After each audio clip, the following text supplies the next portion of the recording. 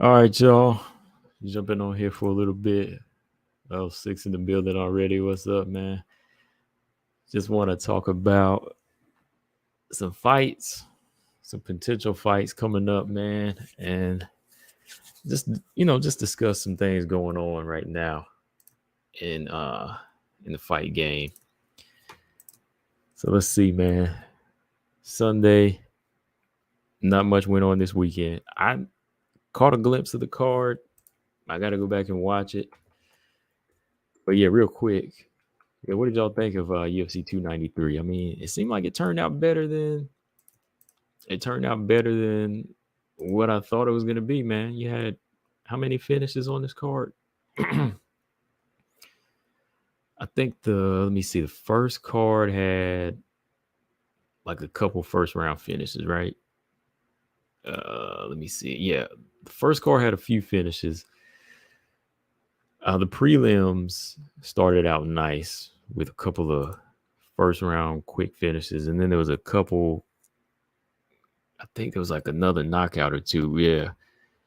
But the main card, I got to go back and look at it. I know Tafa got a knockout first round, and Volkov got the submission. I was picking Volkov in this fight, but I thought it was gonna be like a knockout. But yeah, he got a submission win. And yeah, I mean Strickland got his victory. You know, sometimes styles make fights, and styles when they come together like this, and you've been around for a minute, guys like Strickland, they can figure it out. I mean, it wasn't too bad of a card from what I hear. So I'm gonna go back and look at it. I'm gonna go back and look at this main event too. I hear it was like 4-1. I caught some glimpses of that first round now. I did see Izzy about getting knocked out. You know, I saw Izzy about getting knocked out in that first round, was it? So I said, ugh, man, that's crazy. But yeah, I just wanted to kind of, oh yeah, what's going on, you know? Yeah, 4-1. Yeah, it was 4-1, I heard. But I mean, yeah, styles make fights, and Strickland, I never not I'm not really like a big fan of him, but I've never knocked his skill set as far as his boxing, what he does. Um, you know, it just Izzy style played into what Strickland wanted to do. And from a couple of the clips that I've seen, Izzy just couldn't handle pressure well in this fight. And yeah, I'm gonna look at it though. I gotta look at it. Six said, do you think it deserves an immediate rematch?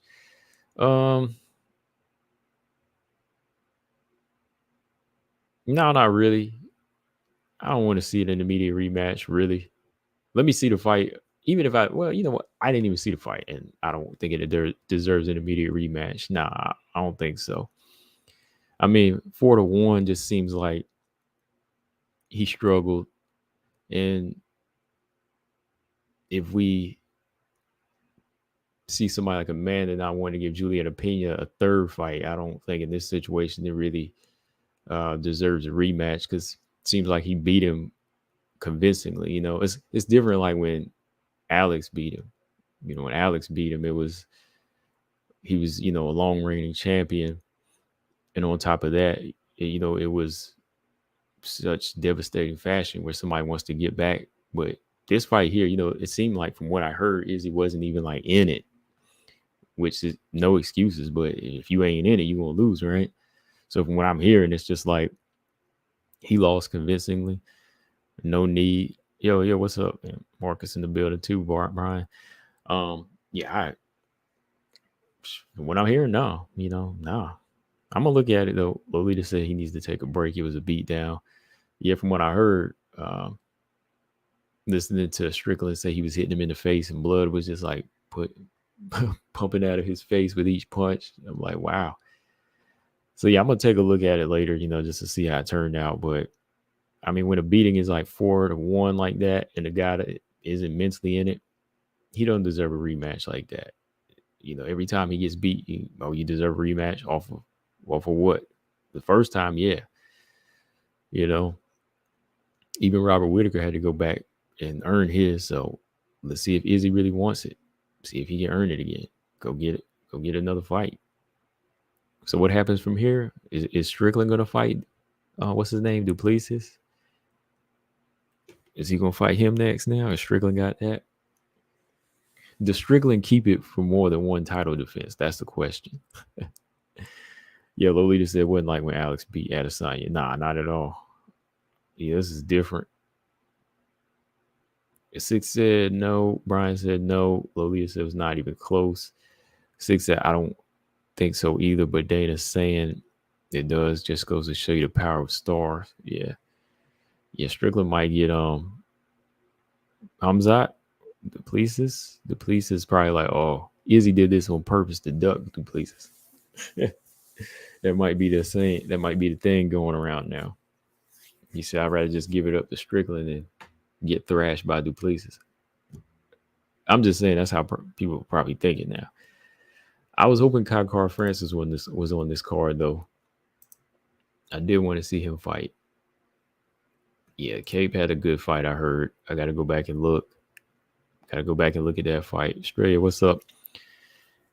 But yeah, man, what a good night for some of these Australians. I see y'all blood. What is Blood Diamond doing back though, man? Like, I'm not gonna spend too much time on this card. Like, I thought Blood Diamond got cut. Like, it's not really good for him to. It's not a good look, man, for him to come back like that. Blood Diamond, he lost his first 2 fights in the UFC. I thought they cut him. Thought he was gonna go back to LFA or somewhere and get some work in. And they bring him back, you know, for the purpose of this for the purpose of this card. But I don't know, man. I didn't think he needed to come back just for this card. It didn't look like he was in it, man. I don't know what Blood Diamond was doing in this fight. Really, I didn't. Six said, Kakar reminds me of Frankie Edgar. Yeah, I like him. I like his style. I wonder how much Dana White lost. Dana White probably lost a little something to hurt his ego, but nothing to break him. But I don't think it deserves one. I don't think it does. Yes, Ray said he didn't watch the card. He said his son's birthday was yesterday, so we're busy celebrating, making memories. Yeah, I just didn't watch it because I didn't really feel like, they didn't really have anything on there I wanted to see, but it seemed like I missed the card. Seemed like I missed a sleeper from what they said.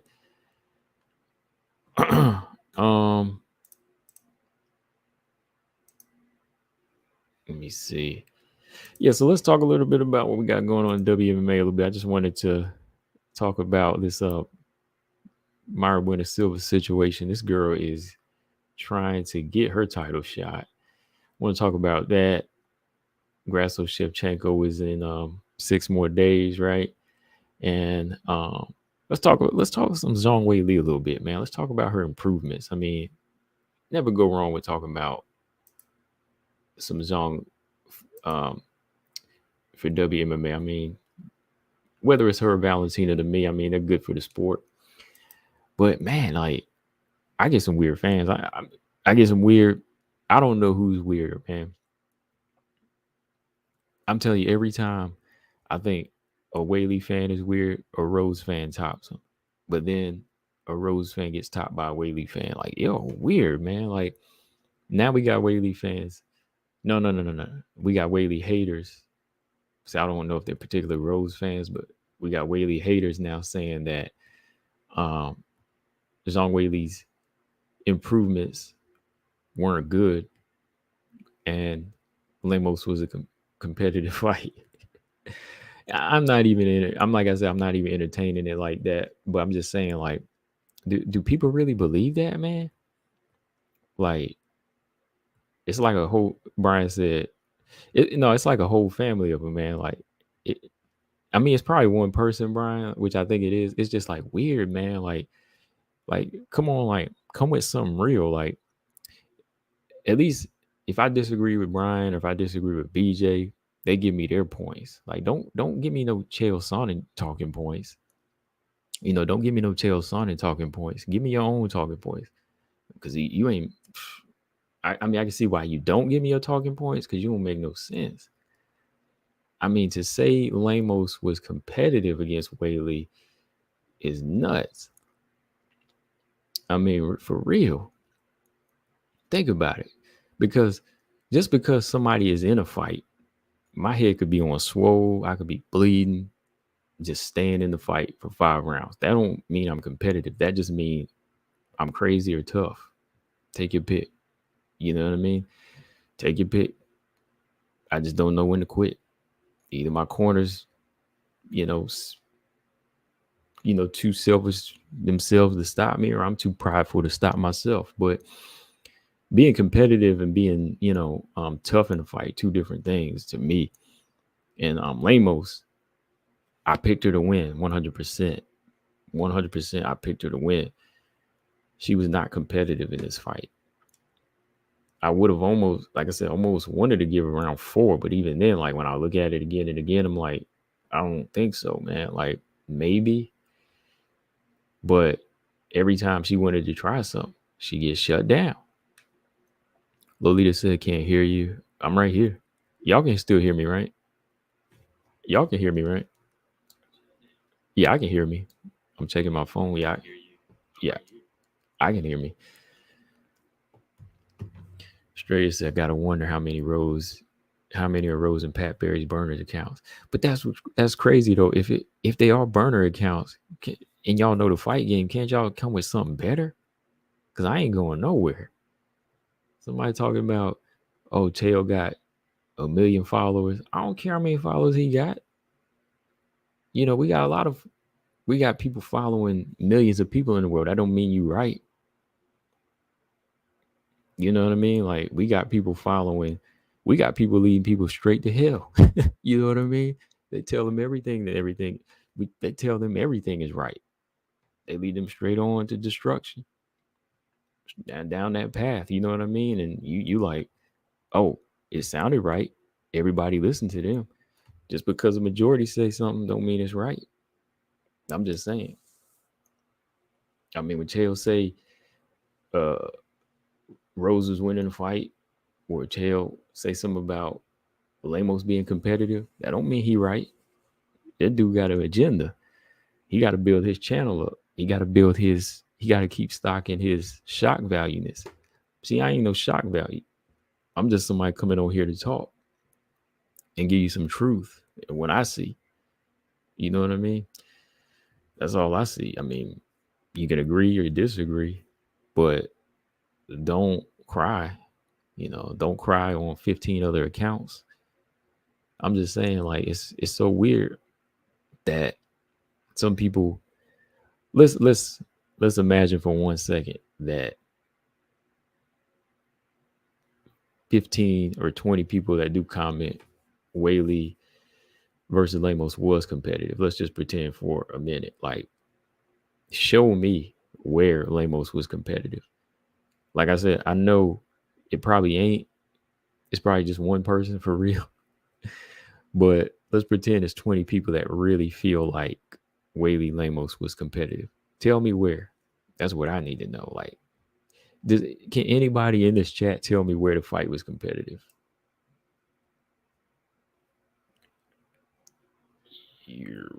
I'm still trying to think. I don't know. I'm trying to think. I don't see nothing.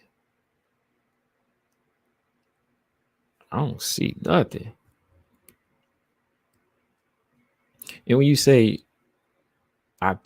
since I picked Lemos, I should be trying to find a reason to make sure she won. No, why am I gonna do that? That's not why I picked it. I picked her because I thought she'd win. But if she's losing the fight, she's losing the fight. I ain't gonna lie about it. Why would I do that?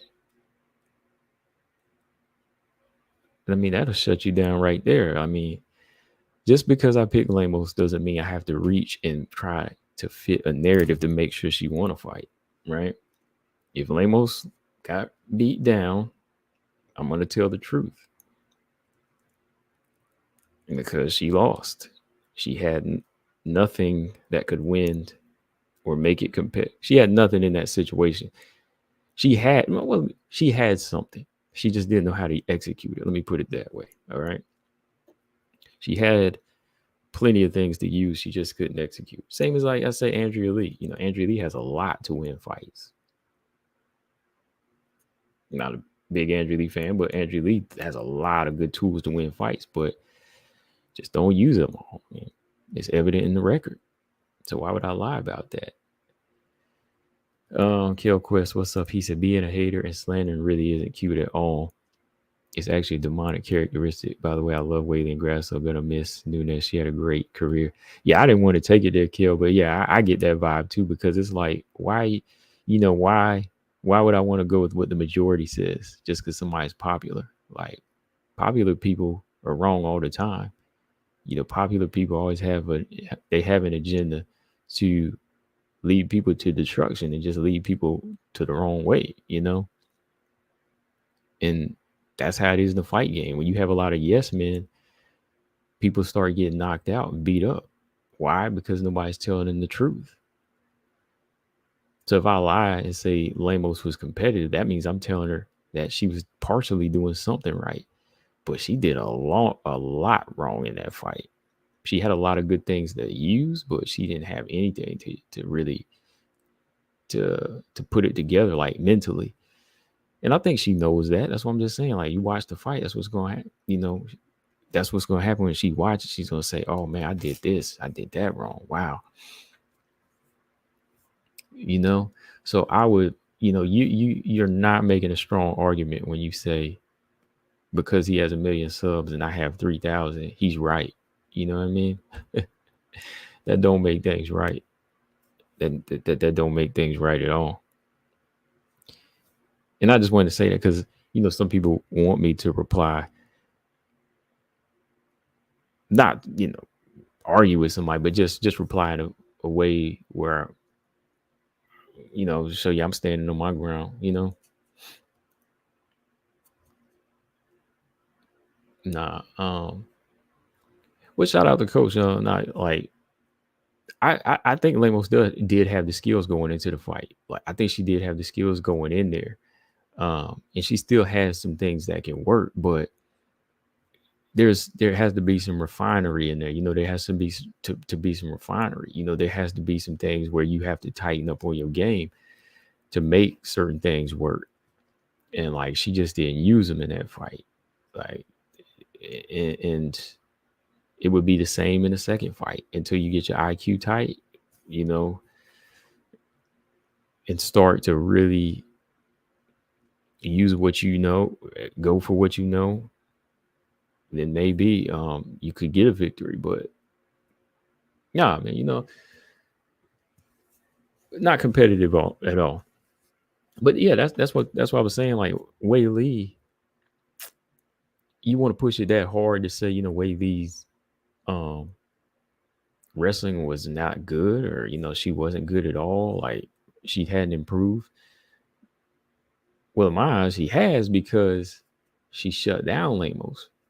Like Lemos couldn't do anything. Like Lemos was considered to be dangerous going into this fight as Henry Cejudo.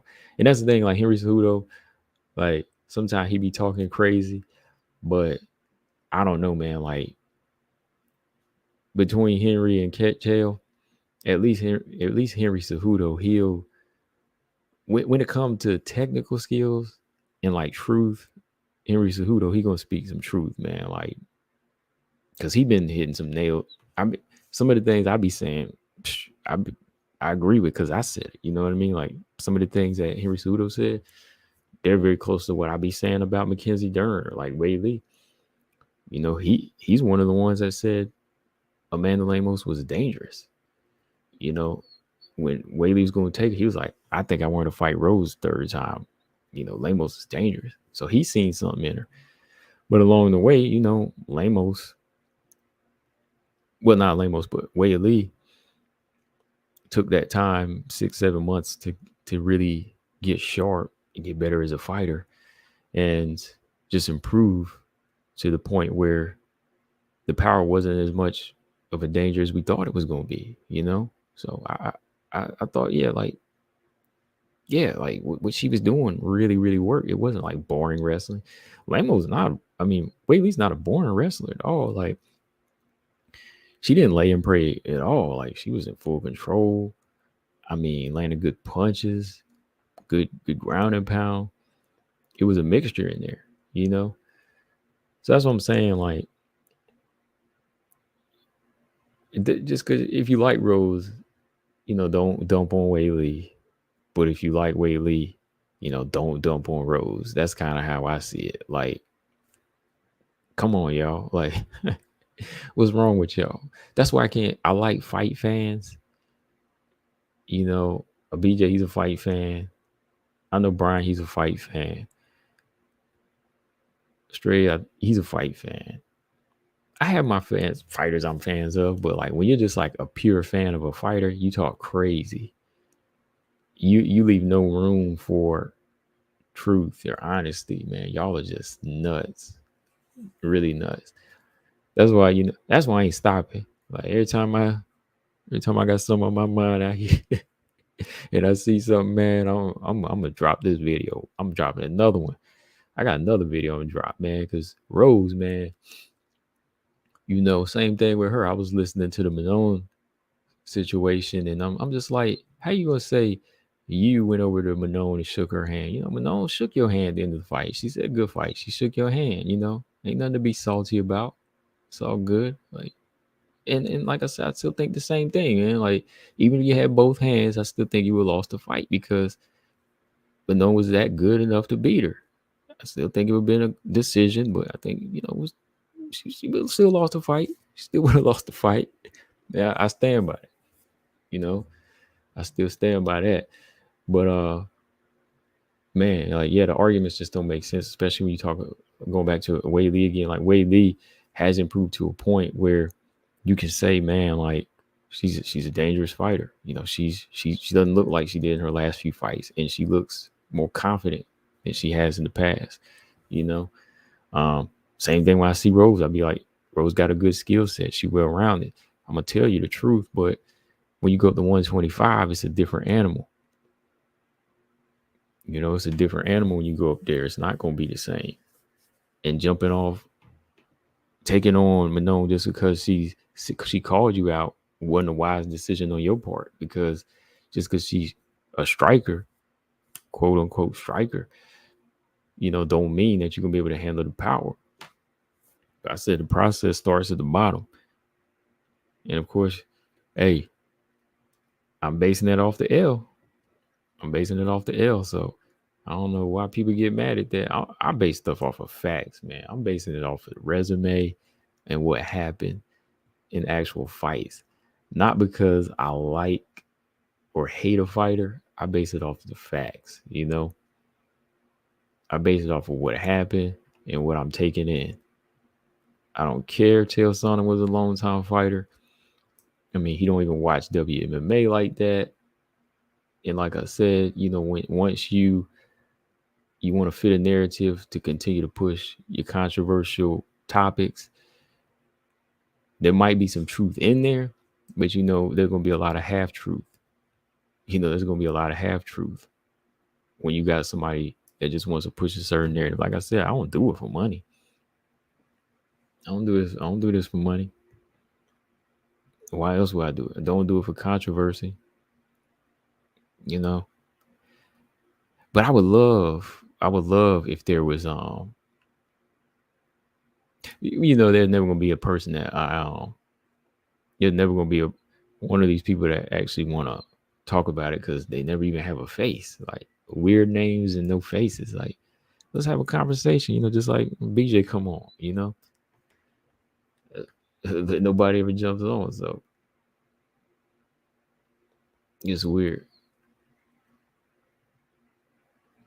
Yeah, shout out to Coach. Like I said, Coach, hey, I ain't got no problem. But we cool. Same with BJ. Like, we got our own channels. We got different channels, different points. I'm cool.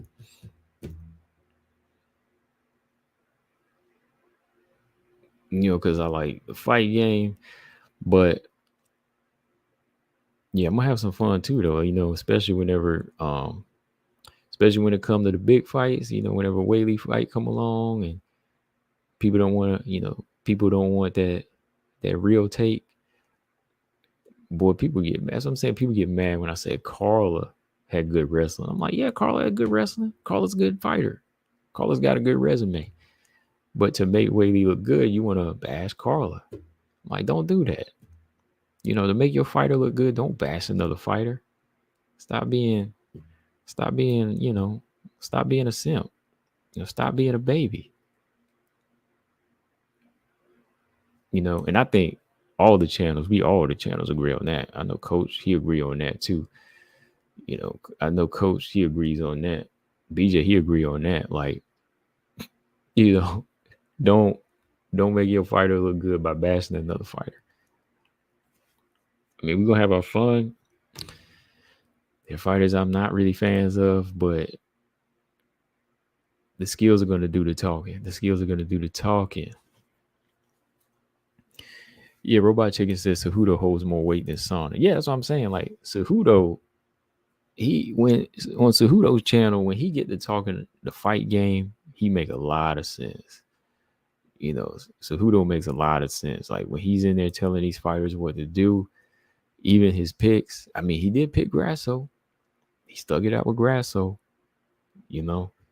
Mexican connection. I don't know, but I'm just saying, like, he picked Grasso and he seemed confident in it and what he's seen. So again, he saw something.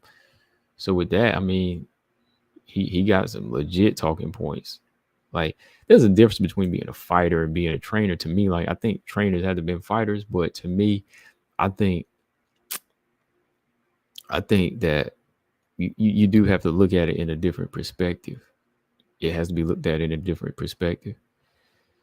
Yeah, Brian said exactly, different vibes, but all still good channels. Yeah. They all got channels. That's what I'm saying. Like, I like all the channels. I go with it all the time when Coach would be doing lives. That's where we used to talk and chop it up a lot. And when not Brian, but whenever BJ jump on, I'm a troll him.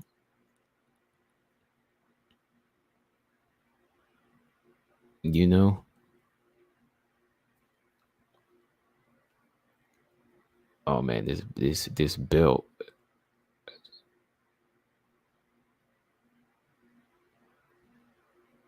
Hold on. I'm trying to pull up that picture of the belt. Oh, man. Hold on. I wanna do something here. Let me see. Hold on. But nobody can tell me something though. I appreciate that, Kill Quest. He said, "Kyle's my favorite channel, MMA." Can somebody tell me how Lemos was competitive in the Weili fight though? I mean, I just want to see if I'm missing something. You know, I might be getting trolled. Of course, I'm being trolled, but I just want to know, like, did I miss something? As an analyst, I get a little what you call it, anal every time and then.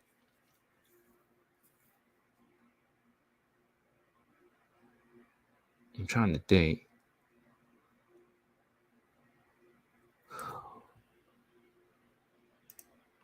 Oh wow, hold on. See, I was going, man. I was gonna keep that person around. Now you saying something racist. Somebody said something about the Chinese kids working in rice fields listening to my channel. Wow. Now I got to block you. See that? It was fun at first.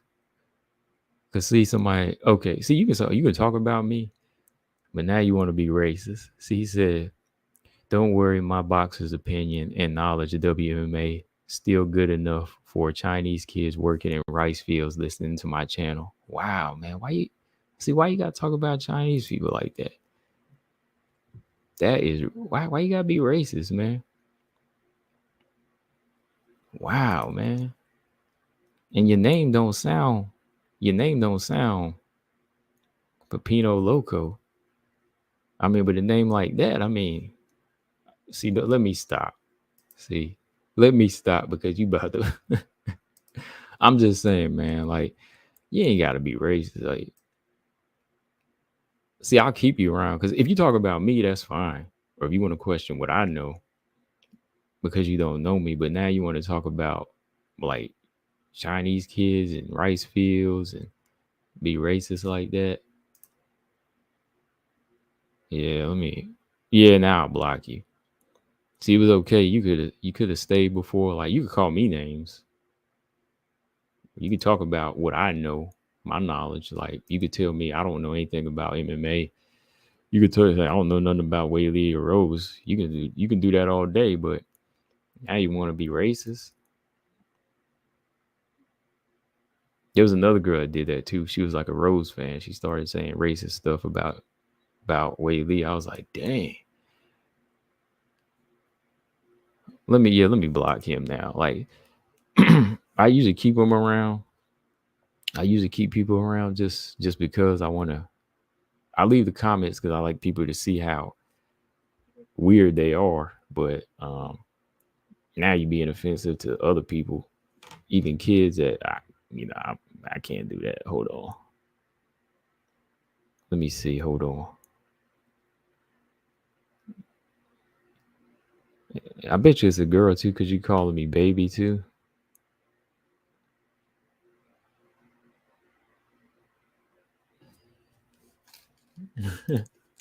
Hold on. Hold on. Let me see. Oh, let me see. Y'all said where'd it come from? Oh, it come from my if you want to read it, I mean it's right here. It's in the Rose video, of course. There it go. Let it be the Rose video where the racist stuff come out, right? Hold on. We get back on topic. I mean, that's why I was on here, just talking about fighters and fight fans. Hold on. Because I say one thing and then it's the same person from before. And sometimes you leave comments because it's like, okay, it's traffic. People like coming to the channel. They like to talk. So it's fine. But I mean, now you just going off and being racist, talking about my channel's only good enough for Chinese kids. I'm like, what are you talking about? What are you talking about? What you talking about, man? No wonder they like Chael Sonnen.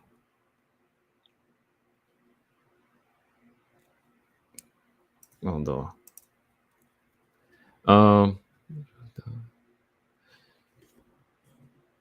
Robot Chicken said trolls don't like Weili based on her Chinese. Thanks for Rose for that. Six said Lamo still beat 90% of the division, just not Weili. Did anybody ever find anything on how she was competitive though? Straight said she wasn't competitive at all, and I didn't think so. I didn't think so. Victor said, "What will Rose plan for her next fight?" Rose better plan on fighting Lauren Murphy or like Caitlin Chikagan or somebody like that. Because I think that Brian said Lamos had moments, but the fight was not competitive. Yeah, that's what I thought. Because I thought maybe she had won maybe round 4, maybe. I could have seen it, but even then when I watch it again, I don't know. But she was never like into the fight. So I'm saying he's going with Jazzy. I'm going with Tracy in that fight. I'm not confident in it, but I'm going with Tracy. I just think Tracy has better top control, but Jazzy's big, man. Jazzy's big and she's durable. That girl's durable. Six said Combo is my daily channel. I watch a Weili fight at least once a day and tune in to Combo for my daily WMMA dose. Thank you. Yeah, I watch it. Only channels I really watch BJ and Coach. It's because we talk, but yeah, everybody got different opinions. That's why I say, I ain't got no problems. Some folks be trying to get that one glimmer of hope just to say that Lamos wasn't getting dominated, right? Marcus said down that YouTube sewer drain he goes. Yeah. Lamos is dangerous on her feet. Lamos hit Weili a couple times. You could feel the power from Lamos. Yeah, that's what made it kind of exciting when she did catch Weili a few times. But when Weili took her power, I was like, wow. If she took that power, I was like, okay.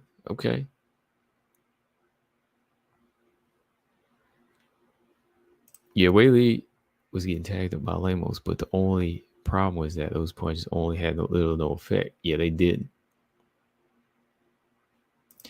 Victor said Rose stirred the dirty politics to bring all the hate on Weili in the first fight. I don't hate Rose, but I love when Rose lost her fight.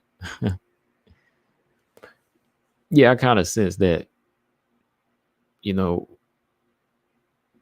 hate brought on Manon again too, like making Manon look kind of bad, saying because she called her out and then saying she went over to shake her hand. I was like, no, Manon shook your hand. Manon wasn't a poor loser. Close, I bet Chikagan moves up to 135. Yeah, I think she is going to move to 135 because she had talked about it.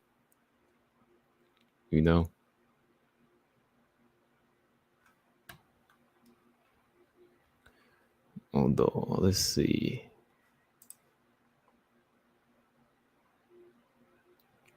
Brian said, how was Jazzy dirty? Well, she was, what did she do? No. She was dirty because she was rubbing her glove in Miranda Maverick's eyes. And she did something else too. Somebody said she was, I believe, pulling her hair. Yeah, go back and look at that fight, Brian. Yeah, Jazzy did some dirty things in that fight. I mean, she got away with them. So, if you can get away with them and, it's a fight. It's a fight. But, yeah, okay. Yeah, she pulled her hair, Running Rini said she pulled her hair. But, yeah, she rubbed her gloves in Miranda's eyes. And I know Miranda said something like in the second round or something, like she couldn't see out of the left eye, right eye anymore. But, yeah, like I said, those are things that people do in boxing sometimes. You get away with it, they're going to do it.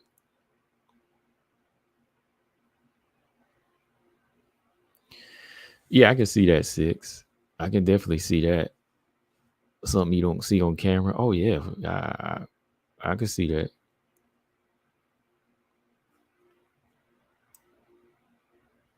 I could definitely see that because you know, when you see some other fighters like uh, Amanda,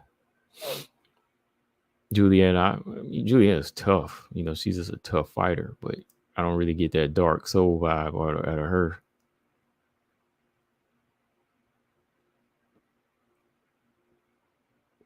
Yeah, rewatch it. Yeah, rewatch it, Brian. It was, you know, it was a good fight, but yeah, you'll see the dirty moments. Cortez, she got it. You know, she's a hard girl too. You know, she's a hard girl too. So that's why I say it's kind of goes back and forth with me. But I'm gonna pick Tracy Cortez in that one.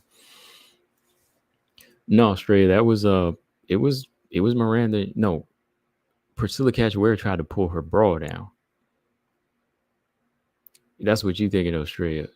Priscilla Cachoeira tried to pull her top down. Yeah, Jazzy was the one who was rubbing her eyes and pulled her hair.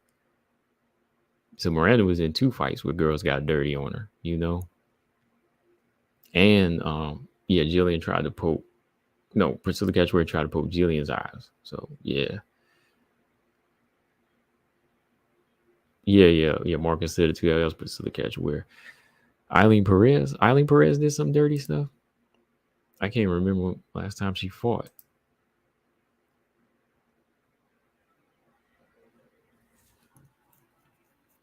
Yeah, but anyways, Myra Buena Silva. Myra Buena Silva. You know, I don't know who did this artwork. I don't know if she got in contact with somebody. Did somebody do a commission? Did somebody do, you know, did she pay somebody to do a little commission for her? But she's going all out here, man, to get her title shot. And I can't be mad at her for it. I can't be mad at Myra Buena Silva right now. She's just got her not Perez just exposed herself. Oh, okay, yeah. Perez just dirty. I mean dirty like, you know, dance dirty and stuff. But yeah, Myra Buena Silva to me is really putting herself in a position where we might see her getting that title shot. I res- I respect her. The whole situation where she got popped, the more and more I look at it, I'm like, I don't know, like if she really deserves that type of punishment for some, you know, mental health meds. I mean, what do y'all think? I mean, Priscilla starts to use dirty tactics. Yeah, he said when she feels like she's in danger, when Priscilla feels like she's in danger of being submitted, Priscilla uses dirty tactics. Yeah, yeah. I think Myra Buena Silva is just doing what she needs to do right now to put herself in that light to get a title fight. And what she's doing right now, you know, it's going to put more light on her in front of Dana, and she might take it from. I think she's already in that running to take it over Rocky right now because I really haven't heard too much from Rocky. You know, Rocky's kind of doing a family thing, kind of chilling out. Haven't heard her making a, you know, make like a. I haven't heard Rocky make, you know, like a statement yet about the fight. You know, I haven't heard her make that statement about the fight. Um, O'Brien said the details of back acne. Oh, so who is the shot at really in this thing? Because they put that on her. They saying that she popped dirty. You know, like whoever did the picture. I mean, yeah, like are they saying she's on PEDs in this picture or what? I don't know. But yeah, that's what it is. Six. She's campaigning for the shot. Close from says, so who do I think will win that fight? Which fight? Bueno Silva and Pena. Um, Bueno Silva and Pena. I'm leaning towards Pena in this one, but she gets reckless enough to get submitted too, man. So it's just one of them fights where I think the longer Pena stays in it, and she's not doing any damage or getting Bueno Silva's respect, it leaves it wide open for her to get countered, locked up, and possibly submitted. Yeah, you didn't see the picture. Yeah, the picture is on the community post. This picture of Juliana Pena looking in the mirror of herself getting submitted by Bueno Silva. And I think, Bueno Silva saying that's her reason for ducking her. So the quote she put is, the fight the fans want, the nightmare the opponent sees. The battle that fans want, the nightmare that the opponent sees. And look at that. You got Dion Barbosa. She commented. Bruna Brazil commented. Gloria DePaula. Yeah, everybody, a lot of Brazilians are going to be commenting on this one. It is a funny picture. It is funny. And I like I said, I respect her for putting herself in that position. Now, that's what you got to do, right?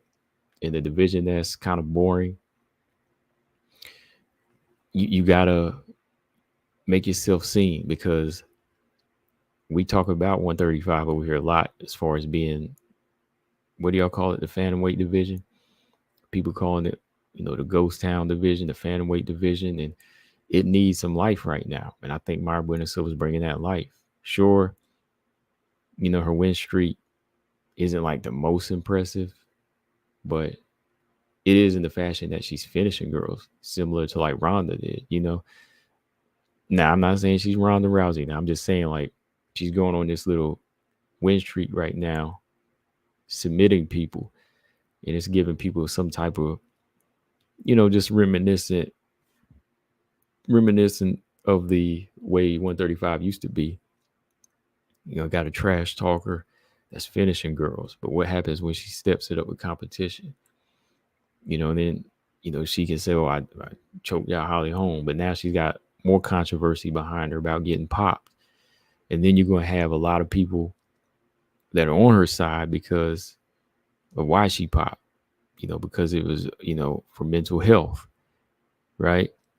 Then the other side feeling like, no, she's dirty. So this is the side that's going to hate her. And then going back to the other side, that's the side that loves her. And like I said, that's what you need. And Bueno Silva needs to be somewhat of a star in a dying division. You got to have the love and the hate. You got to make people hate you and love you. So now when people see her take on Pena, they want to see her get beat down. But then there's people who want to see her beat Pena down. They want to shut Pena up. So I think, Bueno Silva, she's taking advantage of a golden opportunity for her, wide open. In a division where all the girls, been around since the Ronda era, they're about on their way out. She's number 3 right now. Rocky's number 2. So that 2 and 3 spot, you really in that position right now where you could just swoop in and take it. You could take that opportunity. So let her add a little bit more fuel to the fire, so Dana can say, okay, this is the fight that makes money. I haven't heard much from Rocky. Bueno Silva's doing more talking here, so let me go ahead and give her the shot because she's amping it up. Clostrom said, yeah, Pena would overcommit and give Cotton something. That's kind of what I would think would happen. So, I think it would be wise for Pena to be focused, full control of the stand up, more volume, straight punches, getting Bueno Silva to the gut early, no head first clinches. And her wrestling has to be on point in this fight, full control. She's got to wear Bueno Silva down, take her out of the fight.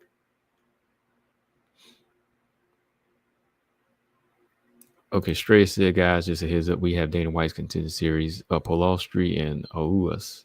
Yeah, I'm gonna check that one out. I'm gonna check that out. So far, the fights haven't been bad for Dana White's Contender Series. They've been good. Straight said I wouldn't pick the Bueno Silva versus Pena fight. If it happens, just watch and enjoy. Yeah, that's how I see it. Like I'm gonna try to enjoy that one.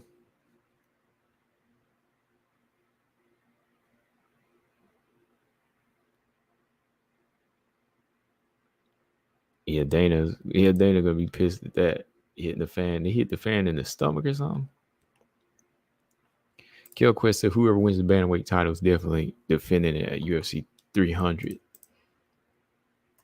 Yeah, it's about time for them to lock in a fight, and I think what Bueno Silva is doing right now is putting her ahead of the race to get the title shot. Because I think we already know that Pena, she's for sure getting the title shot. It's all about who she's fighting right now. That's really a question. Who is Pena fighting?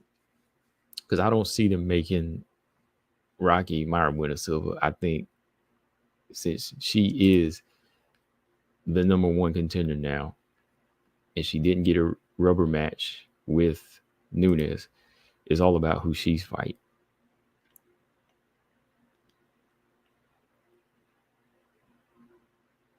Hamzat versus Costa. I'm gonna go with Hamzat in that fight. What do y'all think? Hamzat. I go with Hamzat in that fight. I think Hamzat has more in the gas. I think Hamzat can win that fight.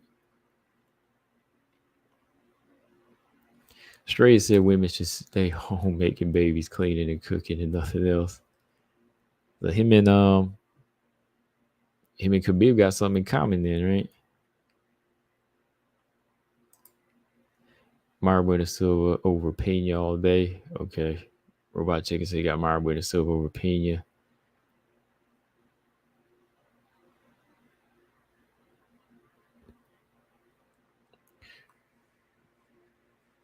Yeah, I think that Bueno Silva got a big chance to win. She's got a good chance to win this fight. She's trying to play the game that Pena plays, getting in the head. And right now, I think that, she's making it work for herself. All right, but other thing I want to talk about, let's discuss Grasso Shevchenko a little bit as we get closer. I think tomorrow we'll do a video talking about Shevchenko and just listening to her speak on the fight and her raw body language. It looks like she's ready to go, and she's done with interviews. She's still cordial, she's still answering, but she looks like she's ready to go now. From what my take, I was looking at the James Lynch interview a few days back, and my Valentina just looks like she's ready to go. She's back to her old self. No excuses, nothing crazy. She's not saying anything bad on Grasso. She's just ready to get back into action and be the champion that she feels like she is, And I think that's a good sign from Valentina. I don't know if it's me, but has anybody seen a lot of Alexa Grasso interviews? I mean, that right there seems kind of scary. It'd be a scary thing for Valentina. Like, kind of shows you Alexa Grasso is taking this thing seriously, right? Like, I'm trying to find a few, and I haven't really seen too many like recent interviews of Grasso. I think there's some on UFC at Espanol, but I haven't seen too many. If anybody has like a recent Grasso interview, send me the link because I haven't. I think there was one like a month ago. It was like a month or two ago. But not seeing her kind of shows that, oh yeah, she's locked in. And shout out to Sleight of Mind. He knows Grasso personally, and he's been in those camps, and he always comes on here and he's telling me, you about to see it again. Grasso going to do it again. So shout out to Sleight of Mind. And you know what? Just going back to what we were talking about earlier, Shout out to Sleight of Mind. See, Sleight of Mind is actually in a camp with Grasso, and we can get along. Like, I picked Valentina. He ain't getting mad at me. You know what I mean? Like, he's an actual fighter in there. Sleight of Mind is an actual fighter that comes on here, tells me Grasso's gonna win. We talk. I tell him I'm gonna pick Valentina and why. And he don't get mad. He don't get mad at all. We just have a conversation. That's between me and a real fighter, you know? So isn't ever that serious. Like, and that just shows you like some fans are just like nuts and emotional. But an actual fighter in the camp can actually have a conversation with me and not get mad, you know, and not get mad. I'll tell him, like, when he comes on, I tell him, I don't think Grasso has this, man. Sleight of Mind. I don't think Grasso has this. I don't think she has that. And you know what he says? He says, you'll see. I've been in camp with her. And he said, you ain't lying about some things. Like, before in the past, she didn't seem confident. Like, she didn't seem confident in certain things, right? So he agreed with me on that. He didn't get mad. But when he seen her make that transition, he was like, all right, you about to see something. You about to witness something. He didn't get mad and cry or cuss me out. You know, that comes from an actual person in her camp. I'm just saying.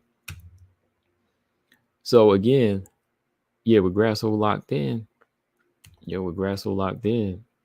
Six says she busy in the lab. That's kind of a scary sign too.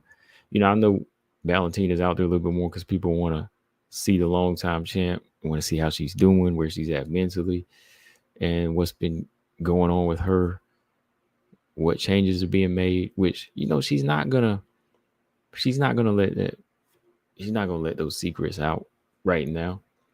You're gonna witness it next week. Gabby said, I think Grasso did interview with MMA Junkie. Okay, thank you. Let me see if I can find it because I'm gonna watch it and I'll talk about it tomorrow. I've been looking today and I ain't seen nothing. Only thing I really seen was okay, yes, like a month old. Yeah. I think I did see this. The one where she said she plans on finishing Valentina in the rematch.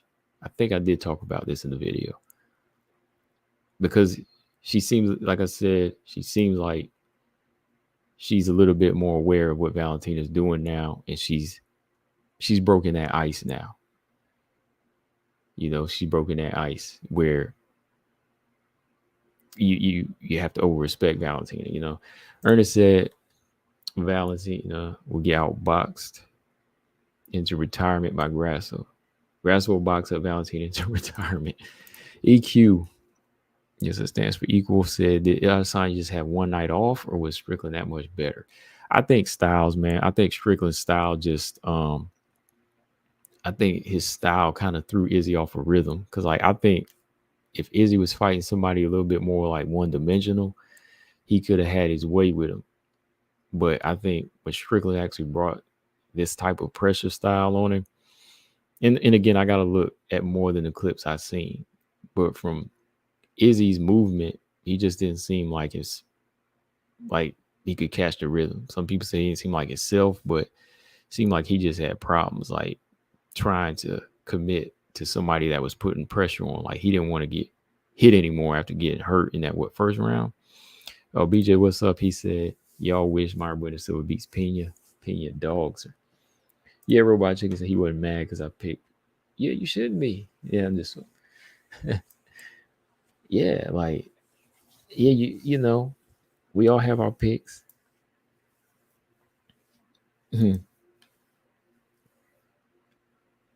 Bro, I just said with the high key jabs, the James. Oh man, I wasn't even thinking of James, bro. I wasn't even thinking of James. Oh boy, James over here worried about Manon. He better be worried about Valentina this weekend because he gonna be crushed if she gets crushed. I don't know who's gonna take the loss worse, Valentina or James. Who gonna take the loss worse, Valentina or James?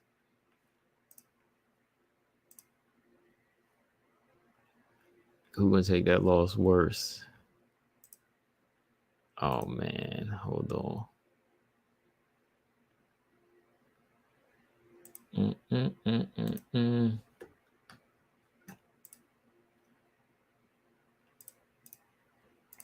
Yeah, but I'm gonna look at that one interview. I think, yeah, it's already red at the bottom of the stream, so that means I watched it. I watched it a month ago. But yeah, Grasso looks locked in, man. I think she's locked in. She's ready to go, and that's what it is. Straight I'm out, guys. All right, man. See you later. Six and Valentina is trying to tell a story like the UFC didn't give her a big enough platform to do so. No, she's just telling her story, man. She's just telling it like you ain't got to always be locked into the UFC. I mean, it's about branching out. It's about branching out. You know, when she leaves, you got to have other platform. Red Corner MMA is a big platform. I mean, they got a lot of subscribers over there. I believe it's almost like 500,000. And you know, they have MMA. They cover MMA over there. So any chance you can go to a platform that's going to provide you a chance to tell your story, why not? There's a little bit more freedom over there too, because you know you're gonna be outside of the UFC telling your story. You know, so I think it's not really about having a big enough platform; it's having more access to somewhere that can be a little bit more open. Robot says I'm taking Grasso. We've seen this before. Everyone thought Anderson made a mistake with Weidman. Come to find out, Weidman had his number. I think the same with Val and Grasso, and that is still something, man.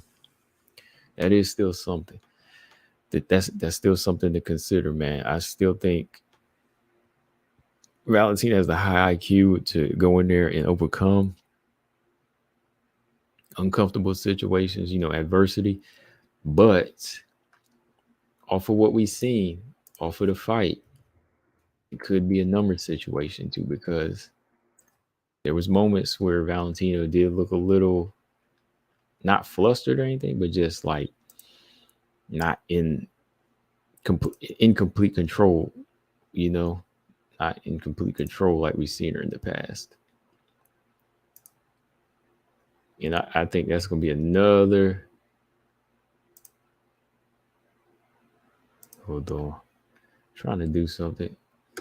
And that's definitely another factor into the fight.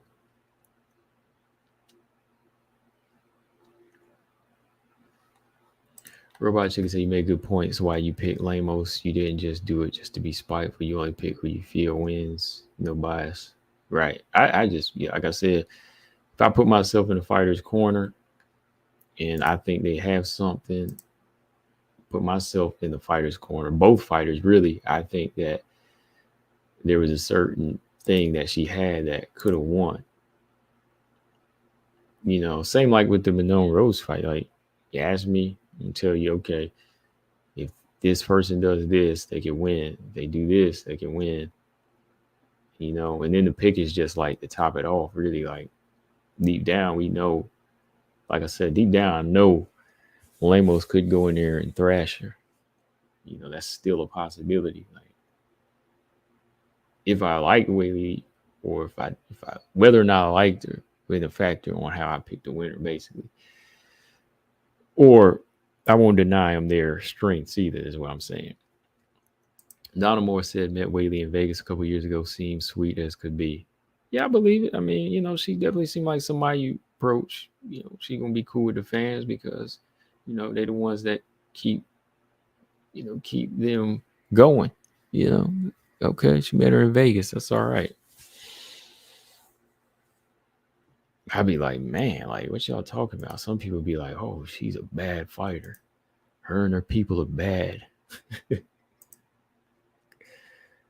Man, yeah, I'm telling you, these comments be weird sometimes. These guys be like, oh, how you like that person? Like, it's mixed with hate and saying she's a bad fighter. Like, you can't make up your mind. It's like, oh, she's evil. Her and her people are evil communists. Like, oh, I don't like that. Why do you talk about this fighter like she's good? Nah, she's not good. Lemos was winning the fight. She was competitive. How dare you say Weili is good?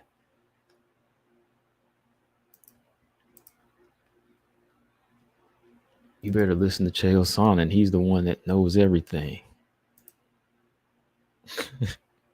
Stupid, man.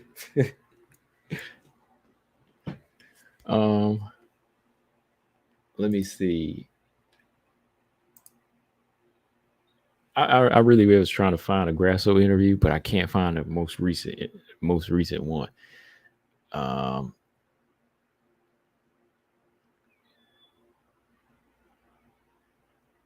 I believe 6. He's still going. No, not 6. I know 6 is still going Grasso. I know Zama's picking Grasso. He says it's Grasso era. Hashtag Grasso era. It's Grasso era for Zaman. It's about to be Furo era pretty soon. Furo era or Blanchfield era. Because this belt is gonna go around. I'm telling y'all, man, the belt's gonna go around. Everybody. I think I'm gonna do a video talking about this. Everybody right now at the top has a chance to touch that belt. Now, do they keep it? I don't know. Do they keep it more than one title defense? I don't know. I don't think so. Maybe. But I think that's how good the girls are now and just how good they are. And at the same time, a little too well-rounded for I won't say too well-rounded, but a lot of girls are just more so well-rounded now, to the point where somebody's always going to have something to possibly upset the other fighter, offset the other fighter. So I think, yeah. Zama said Blanche maybe, but Manon ain't beating neither Grasso or Shevchenko. I think she can. I think she can. I think she can. I think Blanchfield can too, but I think with both of them, it's going to take certain little tweaks that we've been seeing in past few fights.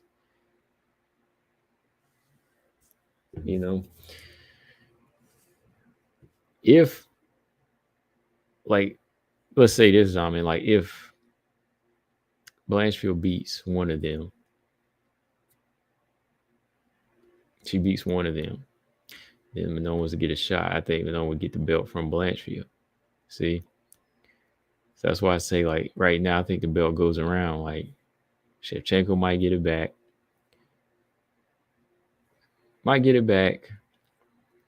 And then Blanchfield might beat her, or Grasso keeps it.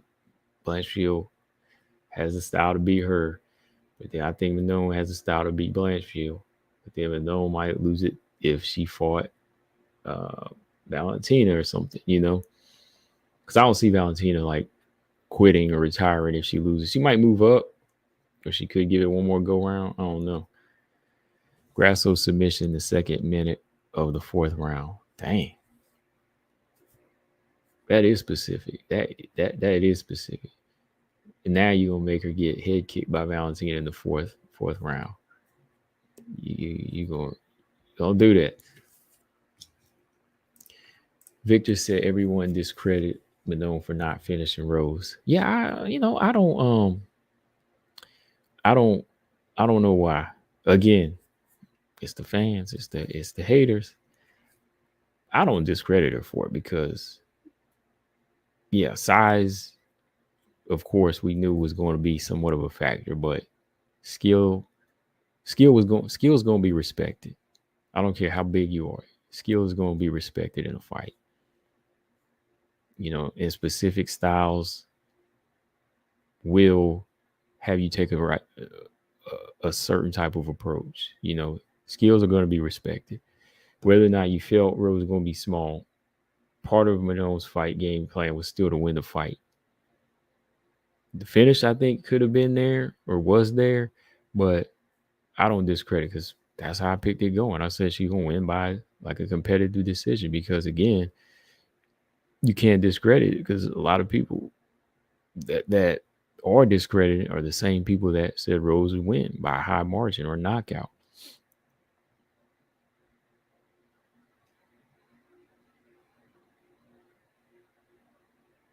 As almost as a valid point, Vero could very much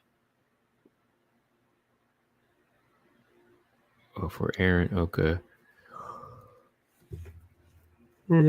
Yeah. BJ disappeared. Where'd he go? BJ was in here for a minute. Oh, he's busy. I think I gotta do a show with BJ one day if I got a chance when we can get on the same page. A full show, not just taking a link, but we just gotta chop it up.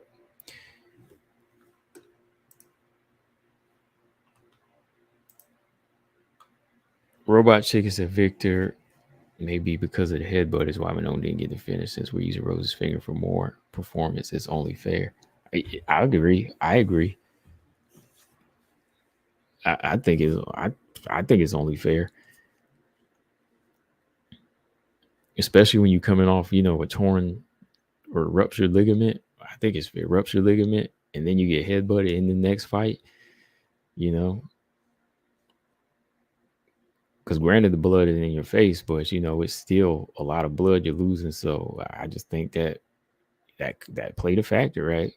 Same reason she didn't get a finish. Same reason why Rose didn't win the fight, right? Or why her performance was the way it was, right? Because that finger was jacked up, right?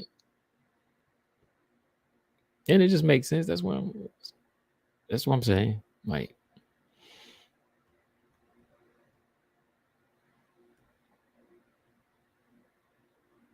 Brian said, Victor, who would do that? It's not like Rose has been finished in the past. Only Carla. No, Rose been finished by Andrade and Carla. Or were y'all talking about something else? As Brian said, only Carla finished her, has been finished in the past. No, Andrade finished her. And with Bad Advice in her corner, almost got finished in the second fight.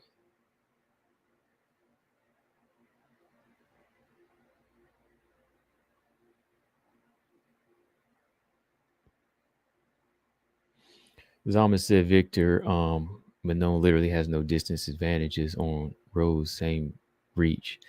Yeah, same reach, but I believe she didn't have any distance advantages, but I believe that she used her footwork and her speed better. So with them having the same reach, it just came down to who was gonna be first. And same reach. They both have a 65-inch reach, but I think Manon did a better job at getting off first and stepping in and out and measuring range better. So when it comes down to having the same reach, it's just going to be about who can utilize their footwork the best and just be first at that point. It has better timing. Well, love this. Yeah, her left hand was effective, but could have been a little bit more effective. I think her right was a big part of how she controlled the fight, because even in the first round, her right hand did start marking Rose up. She moved her with a right hook. That shows you the power that was there. I just think that the body was ignored. Like, I really think she could have got her out of there with body work. I'm a big advocate of, body punching and body work. And when I see it getting ignored, I'm just like, dang, man, somebody tell her, man, carve that gut up, stick them to the ribs, hit them in the gut.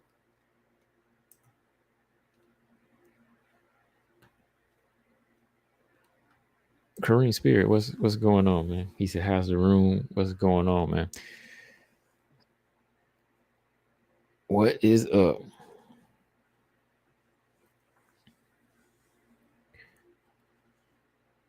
Kareem said, how's the room? Everything good. I just I keep forgetting. Let me block this racist person, man. Hold on. Get weird. This dang on weirdo. I still ain't blocked this person. I got to do it on my phone. Yeah, you weird, man.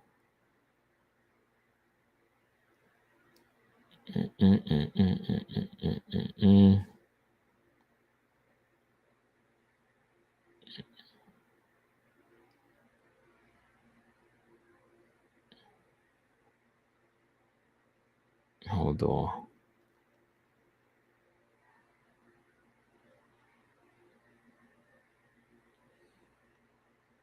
Kareem said chill on building the channel. Hold on.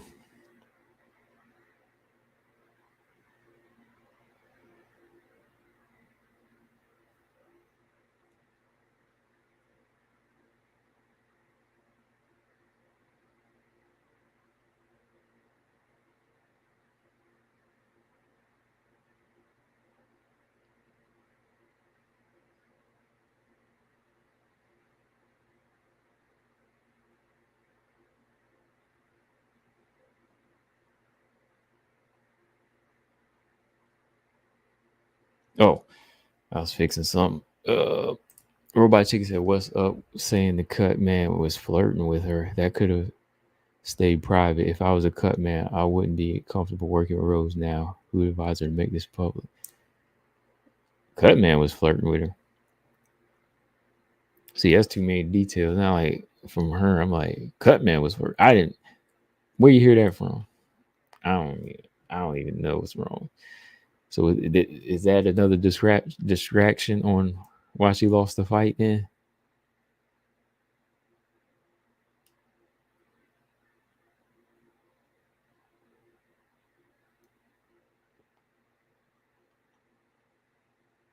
all right, where'd she say that at? I watched a little bit of IG Live. Like I said, I just listened to some of it about the fight, but I was really skipping around. Like I couldn't listen to an hour of that. I really couldn't listen to an hour of that live. So I said, you know what, let me just skip around here about the fight. But you said six that she said that on live. Okay, yeah, the live. All right. Yeah, I was skipping around on it, but said the cut man was flirting.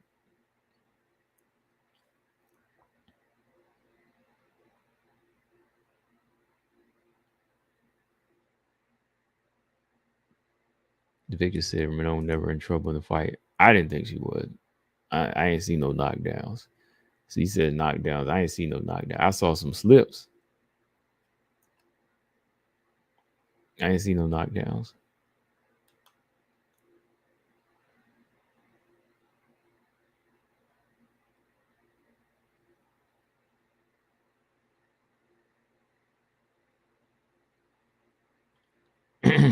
Zama said can't count that fight at all since Rose couldn't put a fist since round one, and I haven't known. I was in minority. You can't count the fight because she couldn't make a fist. Okay.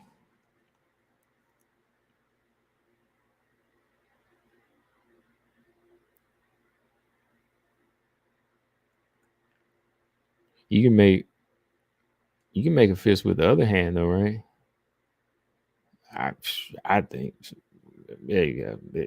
There was a chance to win in that fight to me. Can't make a fist. Now, if you say both hands were compromised, no. I think she still can win that fight.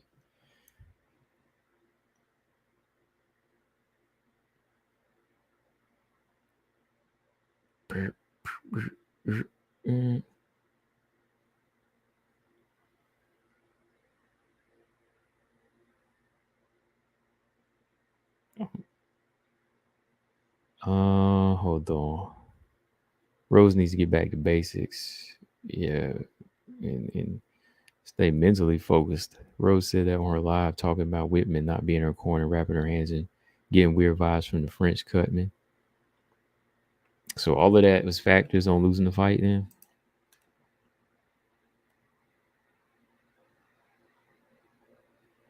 that's all I'm saying. I mean, I agree with you, Marcus. Because this is what I've been saying.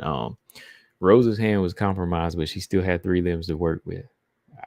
I've seen the past. I mean, again, use the boxing thing. Both hands compromised. You still see fighters find ways to win, but you got You got kicks. And that's what people always brag about with MMA. They say it's better than boxing because we got more tools. Okay, well if you if you break a pinky or dislocate it, you got a whole bunch of other tools to work with, right? But in boxing, you break your hand, you still got to fight your broken hand or use one hand or force it. But you still got three other limbs to work with, and you got takedowns. That's how I see it.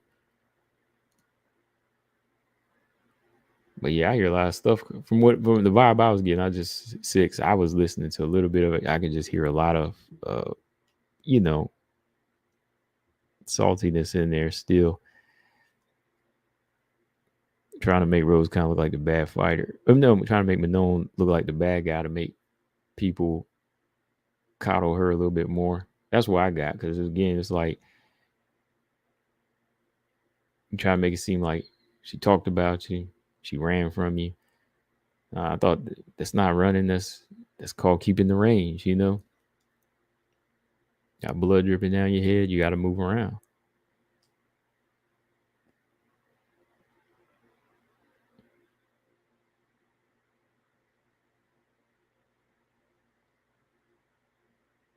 I wanted to see it finish though. Like I said, if I was in that corner from them, I would have been like, "Yo, get that stomach." She kneed her in the stomach one time. She'd been about out of there.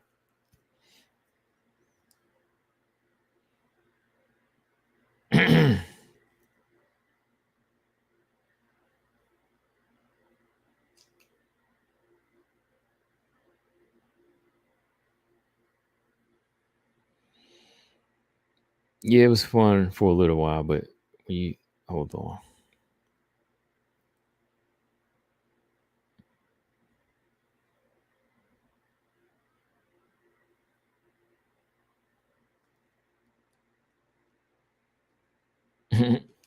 Yeah, I thought the thug name was that's like the modern racial slur for some people. That's what they call us, right? Well, you know what I mean. Not you six, but they see people like me, they say, "Oh, get that thug out of here." It's always a bad term when it comes to one of us. Thug. It's a racial slur. It was the new N word for a while. Thug was the new N word for a while, so it's like, yeah, why you calling yourself a thug, man? Victor said Rose didn't score any takedowns. That's how Rose lost the fight. Why is Rose getting thrown off so easy? Yeah, that's what I'm saying. Like, easy said I'm a thug when I have to, believe me.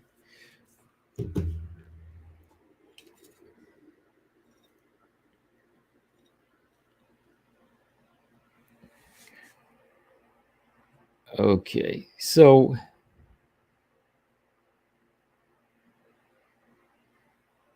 Grasso, I don't see no interviews right now. I'm gonna see if they talk to her again later this week and we'll talk about it. But yeah, I was just looking at Valentina again, and I think Valentina, she's out to do it. She's out to prove herself.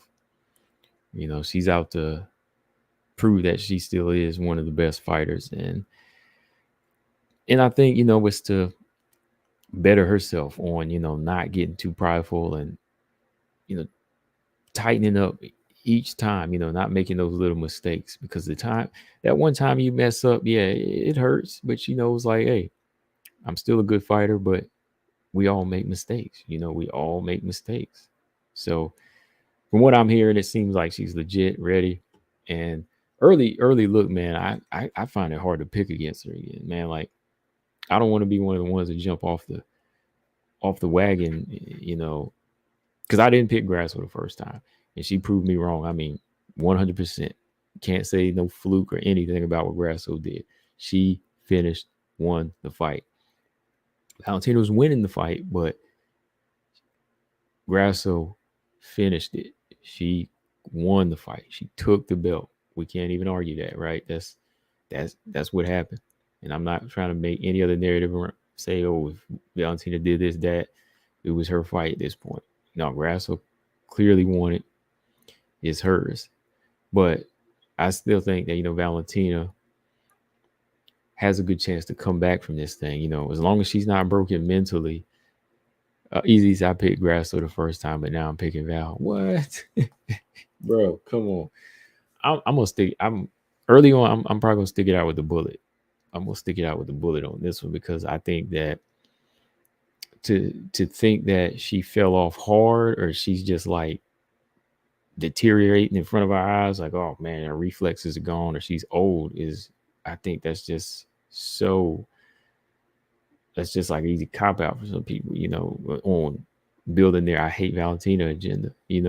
And I ain't talking about Zaman in this. I know Zaman doesn't really care for Valentina, but I'm just talking about the other people. Like Zaman, for the most part, like I'm excluding him when it comes to certain people that talk about Valentina. But to me, um, I think when it comes to her skills and what she's done, it's all proven. I still think it's all proven, and she's just one of them fighters that can go in there, right the wrong. Yeah, Zaman, he was Grasso era from one. Oh yeah, Grasso. I know Zaman was day one Grasso for sure. If it wasn't Grasso, it would have been Blanchfield though. I know that. I know that with him. I know him. Zaman said I don't like Rose, but I can't ignore that fighting with one hand is crazy disadvantage. It's a disadvantage. It is like it is a disadvantage. I believe me, I know it's a disadvantage, but again, adrenaline pumping, high experienced champion. I think you'll find a way to win. Joanna, in a lot of people's eyes, they say she almost won that fight with Weili. I mean, with a head the size of, a watermelon, Joanna was still in that fight. And some people think it could have been hers. Valentina don't need to retire. Come on now. Come on, Six. Valentina do not need to retire. There's nothing boring about her. There is nothing boring about her, Valentina, in my opinion. The girl lives life. Got a gun collection. She stays out of the trouble. She stays out of trouble for the most part. She's not talking crazy. Everybody got to say something every now and then to make sure people know that they're still tough, the fighters. But she don't be talking outside of her neck. She's always focused. I just don't see her being boring, man. Like that's the definition of martial arts. Like she bring it, man. She brings it. She can take you apart. She picks you apart in fights. I mean, the masterclass she put on Andrade. I mean, it was fun to watch, man.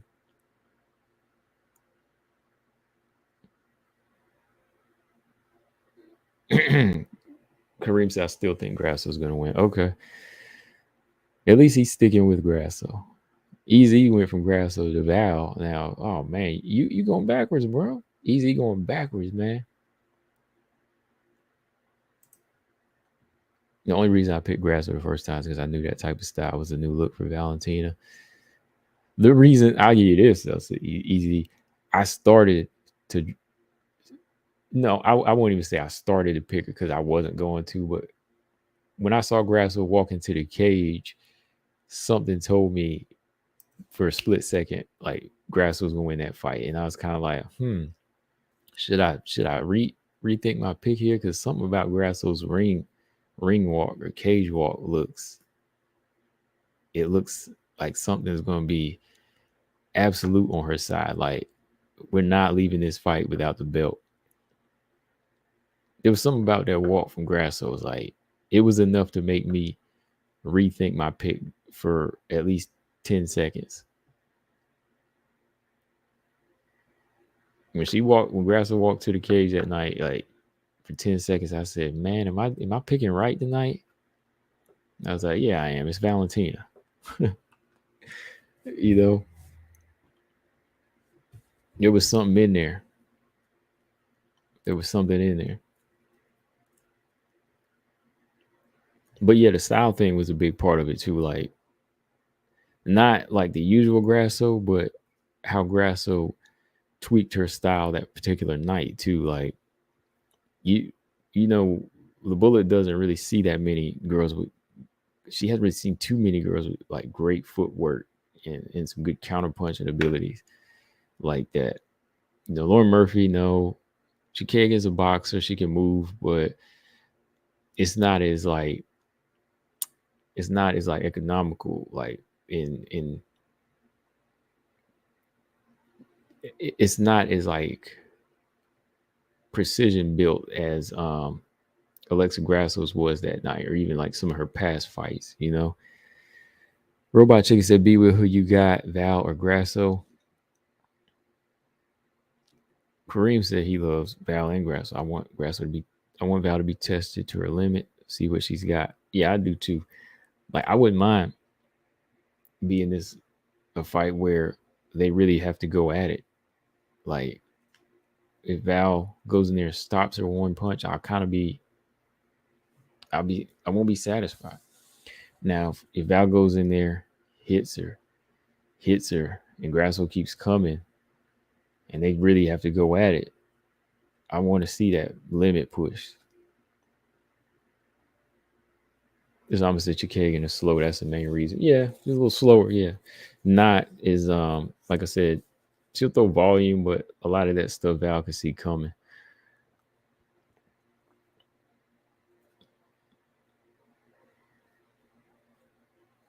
Valentina fights outdated people, act like she's young. Grasso third. Oh man, come on. Valentina is still a good fighter. Come on, man. I think it was a new style that she's fought. Someone that brought more to the table. I still think Valentina's, she's legit.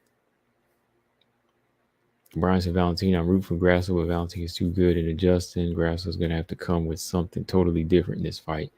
That's what I think too, man. I think that she's gonna have to look to really hurt Valentina. I think this time around, like chin checker. She's gonna have to do some real chin checking. Like she caught Valentina first round and a couple of times, but she didn't really commit. And that's whenever Valentina started jabbing her a little bit more and taking her down. Like Grasso didn't fully commit and jump on them opportunities when she did hurt her. So I think in this fight, she's gonna have to do more damage to the chin, because I think the ground, takedown defense of Valentina is all going to be a little bit sharper. I think Valentina, she's not going to be doing a lot of spin attacks. She's going to be trying to throw more volume. So I think this time around, Grasso's going to have to use that one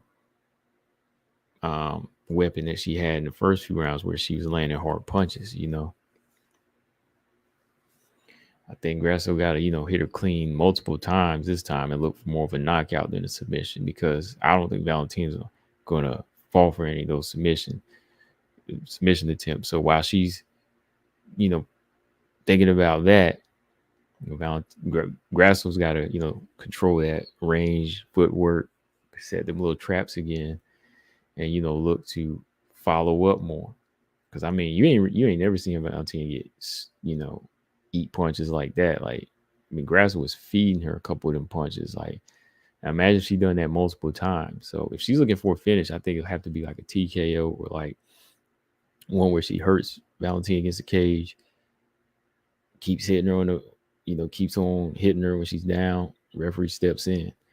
It's gonna have to be one of them TKOs or like a clean knockout.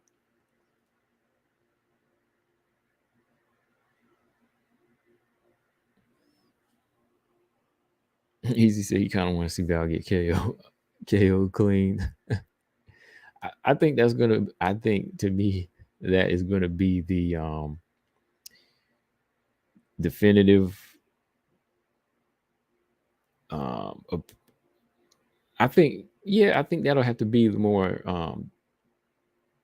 route for Grasso to go in this fight. If she's looking for finish, I think knockout is going to be important.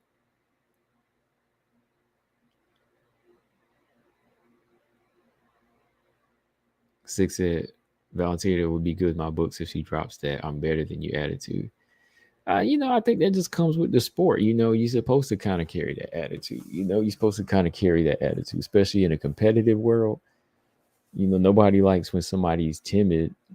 Everybody knocks people when they don't bring it. You know. El Ruben, what's up? El Ruben said Valentina will adjust in this fight. It will keep it standing. I think Valentina is very technical. Oh yeah, no doubt she's technical. I think Grasso's technical as well on the feet. And I think first time around on the feet, Shevchenko did make a nice adjustment with, higher volume and jabbing. And I think that's going to be a key in this fight. Like Valentina's going to have to be doing something a little bit different. Something she don't want to do in the past. Something she hadn't had to do in the past, of throwing more punches and maybe walking forward a little bit more, putting more pressure on,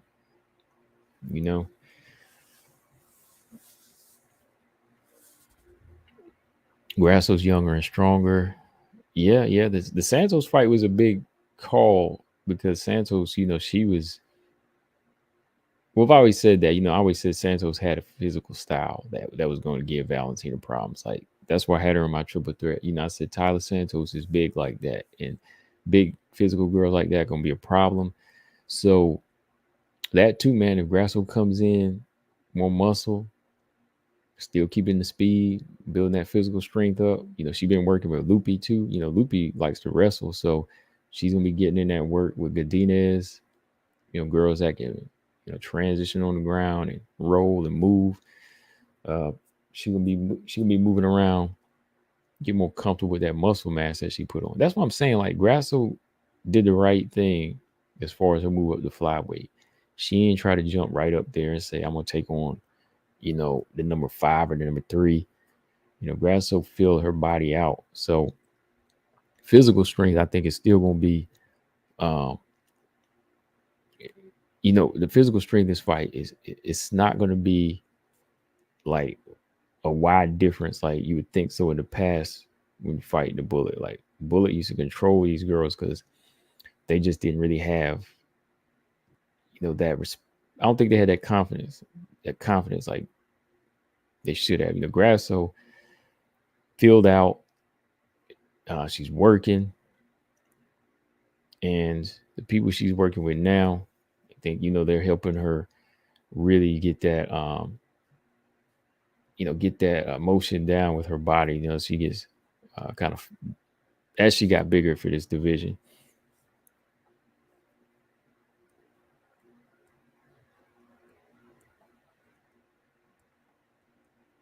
Yeah, Brian said, let's not act like Valentina didn't make adjustments in the first fight. She was probably on her way to winning. Yeah, she was. She was on her way to winning the first fight.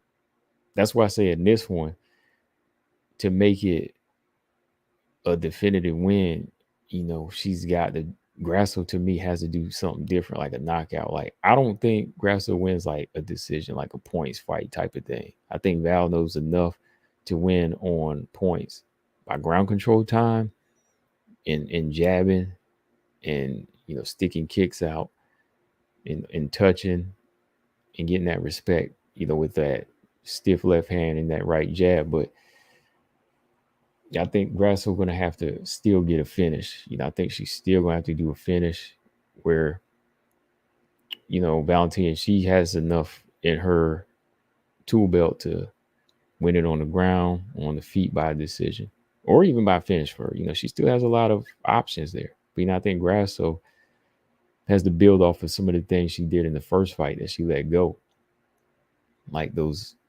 knockout opportunities. She's got to do something like that. Like if this fight goes Grasso's way, I see her ending it again. But if it goes a distance, I think Shevchenko wins. If Grasso happens to win by decision, that means Valentina must have just been mentally shook, man.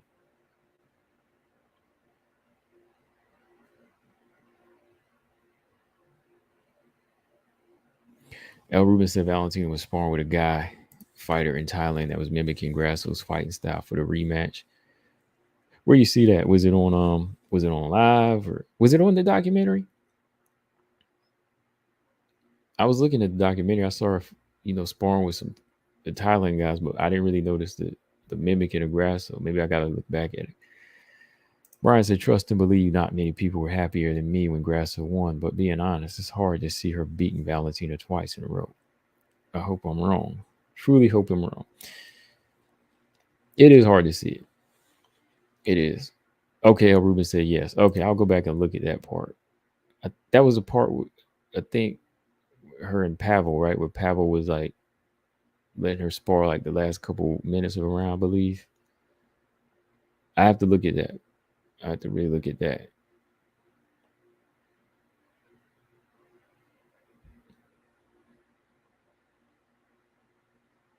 Grasso just needs to expose more submission windows. Zama said he don't see Valentina finishing at all. Well, I could see it, but in a mind frame where a fighter just got finished in the last one and they just want to get their belt back, no. Yeah, she probably wouldn't get the finish. But I think if she gets an opportunity or if she lands something, yeah, if she sets a trap, she could get a finish. But if you're looking at it in the manner of her not getting the finish because she might fight safety first more, that could be an option. But if she's saying she wants to destroy, then yeah. Okay. He said that he saw Grasso doing the same thing when they fought. Oh, okay. Zama said he don't think ties are the best sparring for Grasso, in my opinion.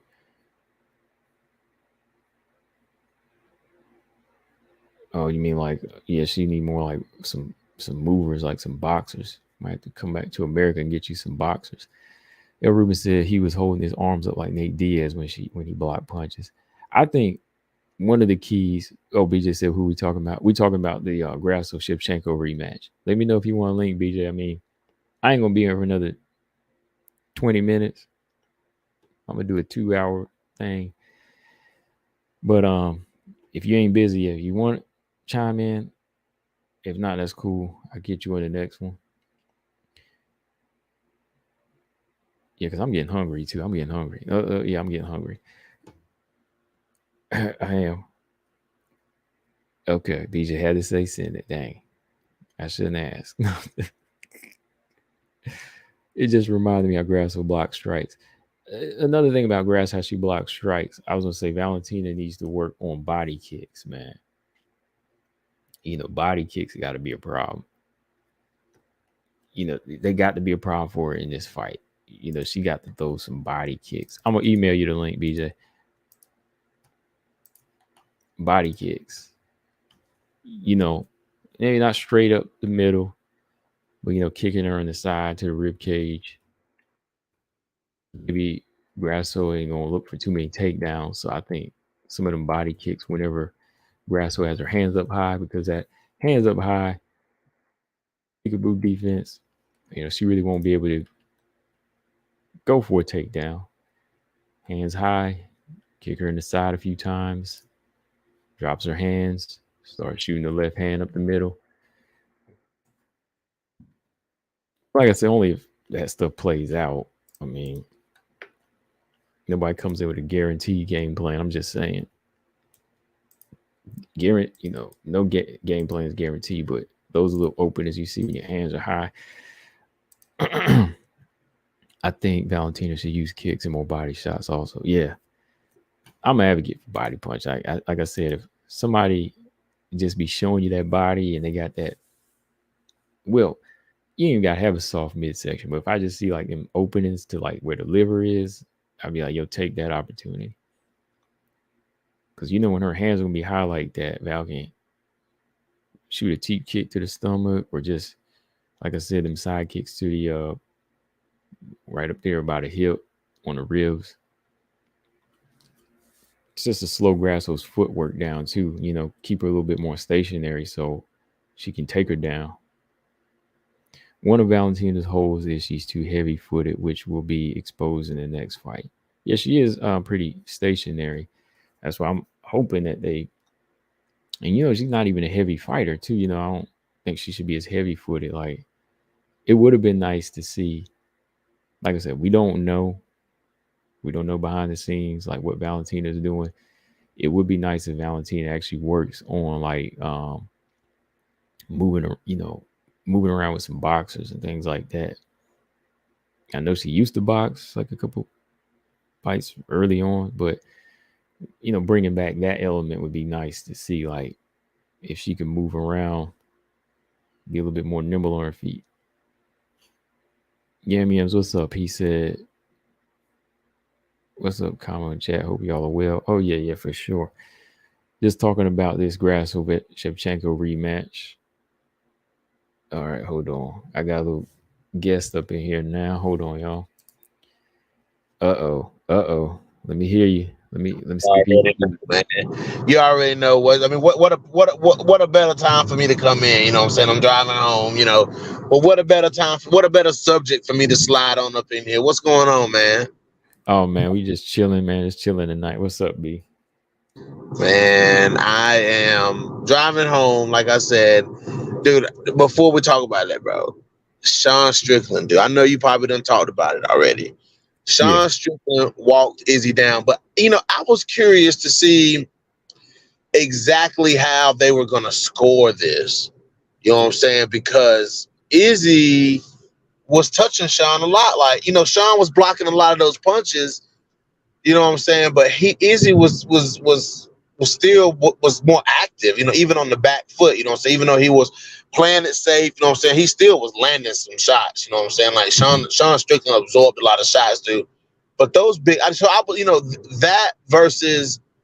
Because even though Sean had his moments, there was a lot of time. There was a lot of gaps in the fight where he wasn't attacking; he was just blocking. He was blocking shot after shot from Izzy. You know what I'm saying? So I was curious as to how they was going to judge that.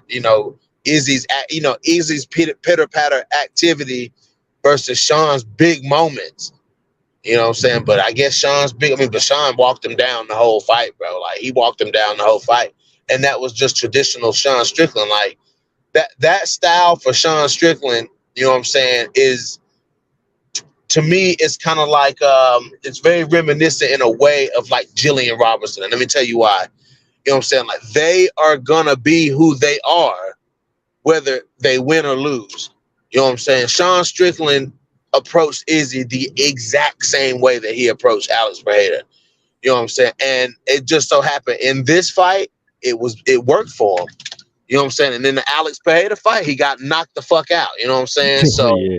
you know what I'm saying? Yeah. So but the fact that he stayed true to his style, you know what I'm saying? Like he didn't change up nothing that he does, dude. Like nothing that Sean Strickland did in this fight was any different. He came straight, standing straight up, hands somewhat low. You know what I'm saying? And picking his shot. Same way he was putting that same game plan on Alex, and it worked. It worked this time around. You know what I'm saying? He had his big moments. He landed his big shots. And yeah, man. So I thought it was interesting. That was an interesting fight. I liked it though. I definitely thought he won. Yeah, most definitely. From the clips I seen, he seemed like he was in control. I'm gonna go back and look at it, but I Yeah, think you gotta that watch it, bro. It was very strategic. Hold on, more than something. I will. I think the big part of it was the I think timing of Strickland, from what I seen, was giving Izzy problems. Like Alex, he shut it down with power, but Izzy just looked uncomfortable. Like he couldn't really get off any sharp punches. Like to me, like he had in the past in those little clips. And Yeah. yeah, I just think that overall timing and pressure kind of made Izzy feel a little too cagey, and he couldn't get it in. Like Yeah, because he kept telling his corner he can't find his jab, he can't find yeah, his. You know what I'm saying? But dude, Sean Strickland hurt him, dude. Like he stalked him down. You know what I'm saying? And everybody's not agreeing with what Dana said. Everybody's talking about. Dana said something about a rematch, and everybody's like, man, in the past couple of years, we've seen Izzy lose that belt twice. yeah, yeah. No rematch for me. Yeah, I'm not with the rematch either, man. Like, it's time for that division to you got Dricus Duplessis, like you got a few, thank you. You got a few people that's rising, you know what I'm saying? Like you gotta let them, you can't keep locking up these title fights these rematches. Like I don't like to see a lot of these rematches. You know what I'm saying? Like Nah, I don't either. it's a lot of rematches when it comes to the title, man. You know what I'm saying? I get it, but it's like when somebody's reign comes to an end, the division is supposed to move on.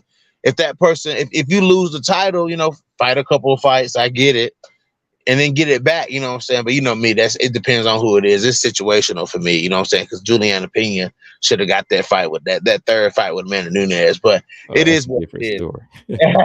It's a I knew he different had to throw story. that in there. Okay, But look, yeah, wait, BJ, I gotta get you from it. Brian yeah. said BJ come in late and he want to change the subject. I'm not changing the stuff. First of all, I was just talking about this because this just happened. You Right, know what right. I'm saying? So let's not get it twisted now. Now, since we're gonna go back to the Grasso talk, because that's what he want to hear. You know what I'm That's what he saying? wanted to hear from you. Alexa Grasso is gonna come in here and do what she did, do what she always does. Her combinations are gonna be there. We know Alexa Grasso gonna snap off on some combinations.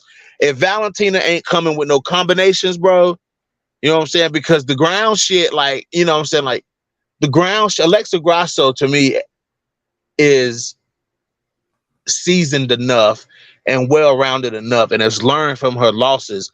Like, I mean, in other words, battle tested. Like, Alexa Grasso is battle tested. And I think people are underestimating how battle tested and how gritty and how tough Alexa Grasso is mentally. Combo, we've been talking about that mental shit, bro. Like, if Mm-hmm. you ain't coming in with it mental, you know what I'm saying? You losing, you lose, you don't lost the fight already. You know what Mm-hmm. I'm saying? But Grasso is so mentally ready for Valentina that she's her mentality automatically puts her in a different place than a lot of the other title challengers. You know what I'm saying? Because you could just smell that those other people that were fighting Valentina, a lot of them, not all of them, but a lot of them, they just were, the way the media hyped her, like that shit didn't phase Alexa Grasso. You know what I'm saying? Like that shit doesn't phase Grasso. And even now, everybody's saying, oh, but Valentina's gonna win the rematch. She's gonna start you this and that. Like she's the favorite coming in. All of that, it's the same. Even though, I'm sure Alexa Grasso is like, what do I have to do? You know what I'm saying, to earn that respect. You know what I'm saying, because it's the same narrative going into the rematch. It's the exact same narrative going into the rematch. You know what I'm saying? And it's like, when we gonna give like Alexa Grasso didn't go out there and beat uh Valentina the way Sean Strickland beat Israel Adesanya. She didn't go out there and decision Valentina. Alexa Grasso stopped Valentina Shevchenko, bro. She stopped her. You know what I'm saying? Like you know what I'm saying? And Grasso to me still hasn't gotten that. What better way could you beat Valentina Shevchenko? You know what I'm saying? Like to earn that respect. Alexa Grasso earned that, bro, and she's not getting it. She's not, I'm like, damn, you know what I'm saying? Tyler Santos got more respect from she got more of a reception from fans, better reception from fans for losing a damn decision. For losing. You know I what I'm don't saying? know. Like Man, she you, got more respect for losing. you don't think a lot of people gave Grasso respect on the victory? I think that she got respect for the victory, but the narrative going into the second fight is still the same. That she got to earn it. Yeah, and it's like, what else does she have to do? Like, why? I'm trying to figure out why people aren't like. I'm not hearing much of anybody picking Grasso in the rematch.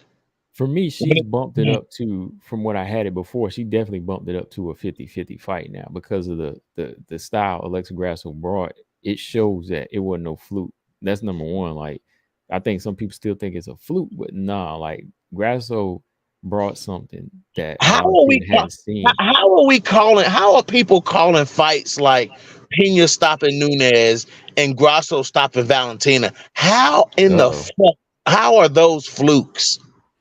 How is stopping? How? I gotta ask this question. Mhm. How is going in there and doing what it is that you have trained all of this time to do? You know what I'm saying? This behemoth that you have trained to face, and you go in there and you execute it. You walk through the fire and you get it done. And you got people in the comment section saying it's a fluke. Yeah, Yam Yam in the comments said I think Grasso will win this rematch like she did the first fight. A fluke is Megan Anderson versus Kat Zingano. You can call that a fluke. You can Yeah, call that's a fluke. yeah. Ain't You no, know what I'm ain't saying? you know, yeah, ain't no toenail going to scrape an eye a second time around. Didn't no toenail go in the eye. Didn't nobody get poked? Didn't nobody get poked in the eye here? You know what I'm saying? There was no toe in the eye. That's a fluke. You know what I'm saying? You know, just like they're gonna call it a fluke when Cat go in here and stop Chris Cyborg. They're gonna Okay, call it a fluke. They're gonna call it a fluke. I knew It's, that was they're coming. gonna say I it's a knew that was fluke coming. win. They're gonna say it's a fluke win. Cat goes in here and rear naked chokes Chris Cyborg the fuck out, and everybody's gonna say it's a fluke. Like what how does that be? Alexa, I'm gonna tell you right now, Alexa Grasso beating Valentina was not a fluke, and Juliana Pena beating Amanda Nunes was not a fluke. Those were clean and clear stoppages. Yeah, Call that it what you want to call it. Grasso winning was not a fluke, man. Like she did everything that I was saying she needed to do, and the things I didn't think she had. She came in there and won the fight. She was found a way to win the fight. So she studied her. She studied her. So if you study a fighter, it's not a fluke. You know, you study that person. You she literally put the footage up of how they were going to do it. You know, Exactly. so yeah, it wasn't Exactly. a fluke. Let me ask you this, BJ. What do you think, man? With so much pressure on Grasso and with the way people are feeling like she's got to prove herself, do you think Grasso wins a decision or she got to get another finish? I actually think that Grasso isn't really phased by what people are saying about this rematch. I don't think she's phased by it because she wasn't phased by it before. You know what I'm saying? Like going into the first match, she wasn't phased about it. So and everybody remember when everybody was saying Grasso was scared and didn't want to fight Valentina. You know what I'm saying? And then she walks in there and stops Valentina. You know what I'm saying? So I mean the mental thing, I don't think I don't think she's worried about that. I think that Alexa Grasso, as a champion, is going to win the fight how she has to win the fight. You know what I'm saying? Like she's going to win the fight whether she has to, because I mean, clearly, man, clearly the power advantage is on Alexa. She's got the power over Valentina. Like, you know what I'm saying? As far as like pure punching power, man, the way Alexa Grasso's punches, you know what I'm saying? The way she landed those punches. Now, if the fight would have continued like it was going for the duration of the 5 rounds, I don't think Alexa Grasso would have won, but we don't know what the rest of the rounds held. We don't know what that would have looked like, Right. because Alexa Grasso didn't allow it to go there. You know what Right. I'm saying? But this time, I feel like she'll learn from that. I know she's glad she got the stoppage, but I feel like after I'm sure that they've watched this fight a million times. You know what I'm saying? And they know that Alexa Grasso, you know what I'm saying, was getting down on the scorecards just based off of activity. You know what I'm saying? Like she was Valentina started, you know what I'm saying, finding a flow state in a way with the strikes, you know what I'm saying? Valentina started picking up the pace. You know what I'm saying? And I'm sure that if the fight is there, if the fight goes there, if it stays there, you know what I'm saying? I'm sure that they've prepared for that. So, I mean, I just think that preparation is one of the biggest keys for Alexa Grasso. And it showed in the first fight. You know what I'm saying? It showed that she was prepared for Valentina to start spinning. You know what I'm saying? Because that's what Valentina does. You know what I'm saying? If it's kind of ego-y, man. Like, it's kind of ego-y with the spin stuff. Like, she wants everybody to see her do this flashy stuff. Like, I get it. But, you know what I'm saying? Shit worked against her this time. Well, I know Grasso said in the interview last month that she's going for the finish, and I know Valentina said she's gonna destroy. So, do you think they both have that mindset where we think Grasso has that mindset? Like, I got to get the finish. Like, it seems like she doesn't want to take it like she did last time. It's like you said, where she didn't let it go there. Like after that fourth round, like she didn't let it go any further. Do you think she would take that type of approach then? I feel like Grasso knows now that she can hit Valentina. You know what I'm saying? I think that, Mm-hmm. approaching Valentina on the feet, even as somebody as high level as Alexa Grasso, you know what I'm saying? There still was like a degree of caution with it, because Grasso, you could tell, you know what I'm saying? Like Grasso didn't want to, bob when she should have weaved. You know what I'm saying? Because somebody who's a sniper like Valentina can, can take full advantage of you making the wrong move. You know what I'm saying? So, yeah,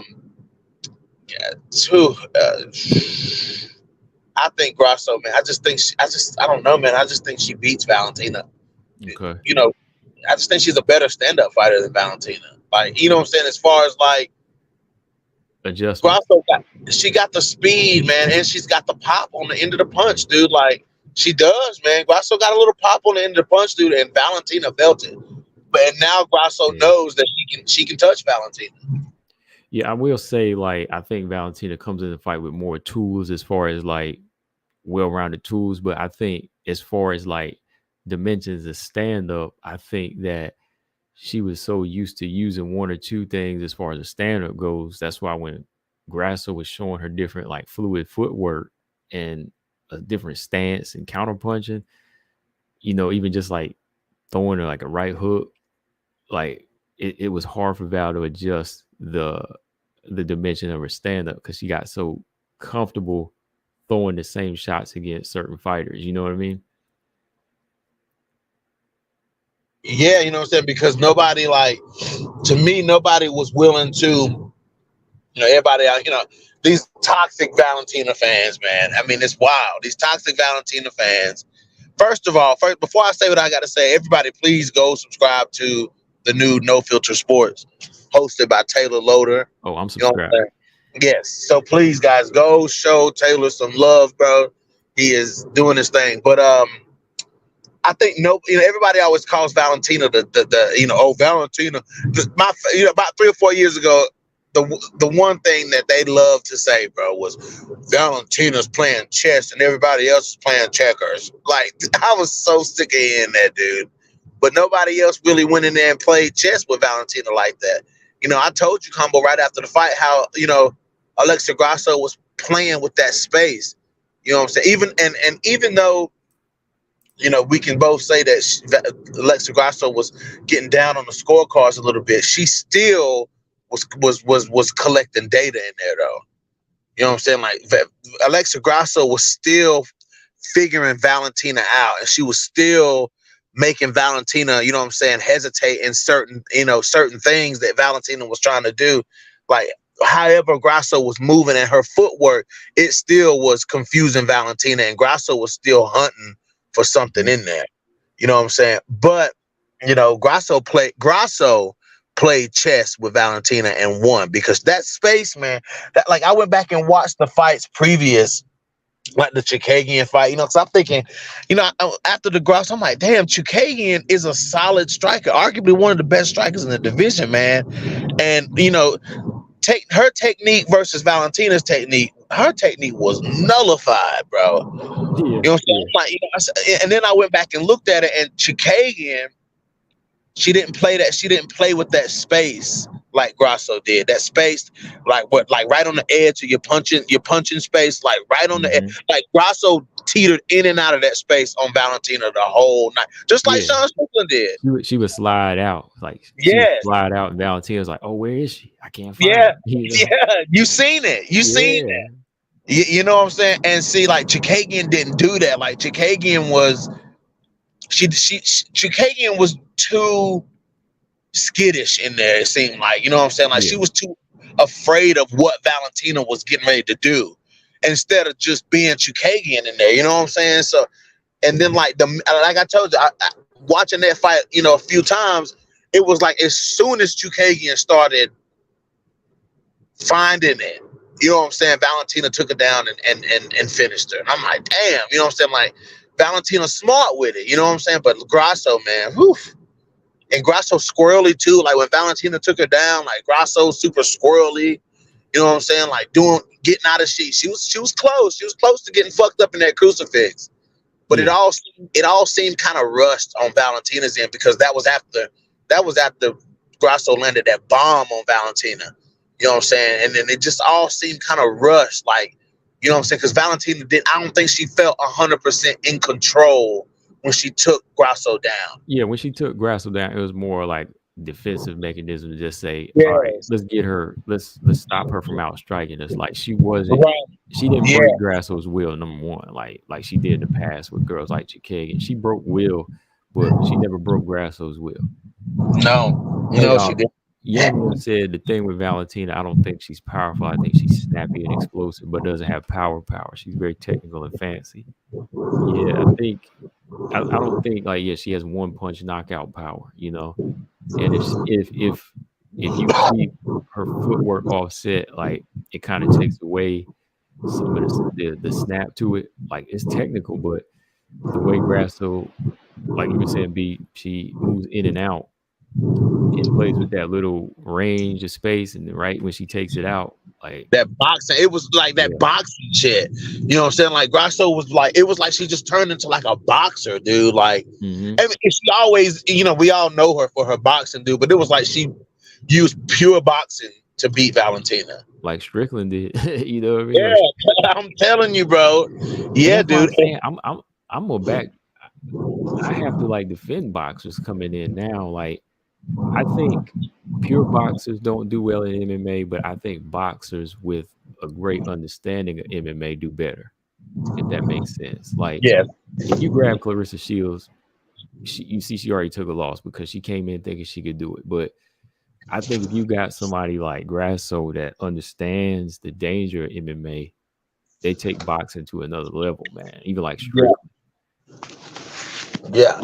Let me sidetrack you for a second. Easy said this, BJ. It's common knowledge Nunes hardly trained for the first Pena fight. That's why I picked Pena. Say that one more time. Easy said BJ is common knowledge Nunes hardly trained for the first Pena fight, though. Just saying. Oh, come on, man. Get out of here. Come on, Easy E. Now, Easy, I was just about to comment, you know, respond to your comment, the Chookagian comment you just left, saying that you really think Chookagian could have beat Valentina on points. I was about to agree with that because that's what I was saying coming into the fight. And then you turn around and say some shit like that. Bruh, come on, man. No, I'm not. Listen. Don't confuse your disappointment of Amanda Nunes losing with your hate for Juliana Pena. If you're mad that Nunes lost, just be mad that she lost. You know what I'm saying? That ain't got shit to do with Pena. That was Pena's opportunity. Pena went in there and did what she needed to do. It ain't got shit to do with Pena that Valentina wasn't ready. If that Nunes wasn't ready, if Nunes wasn't ready, then that's on Nunes. Y'all are preaching, oh, it's common knowledge that Amanda Nunes wasn't ready. Then she should have pulled out the fight. What the hell does that have to do with Juliana Pena? That ain't got shit to do with Pena. That has absolutely nothing to do with Juliana Pena. The fact that Amanda Nunes was sick or her body was. I ain't never seen so many damn excuses in my. Did anybody have any excuses for Robert Whittaker when he got knocked out by Israel Adesanya? Hell no. Nobody had any excuses. Made that many excuses for Robert Whittaker. Nobody made that many excuses for Max Holloway. Nobody made that many excuses for Aljamain Sterling when he just got stopped by Sean O'Malley. Where's those excuses?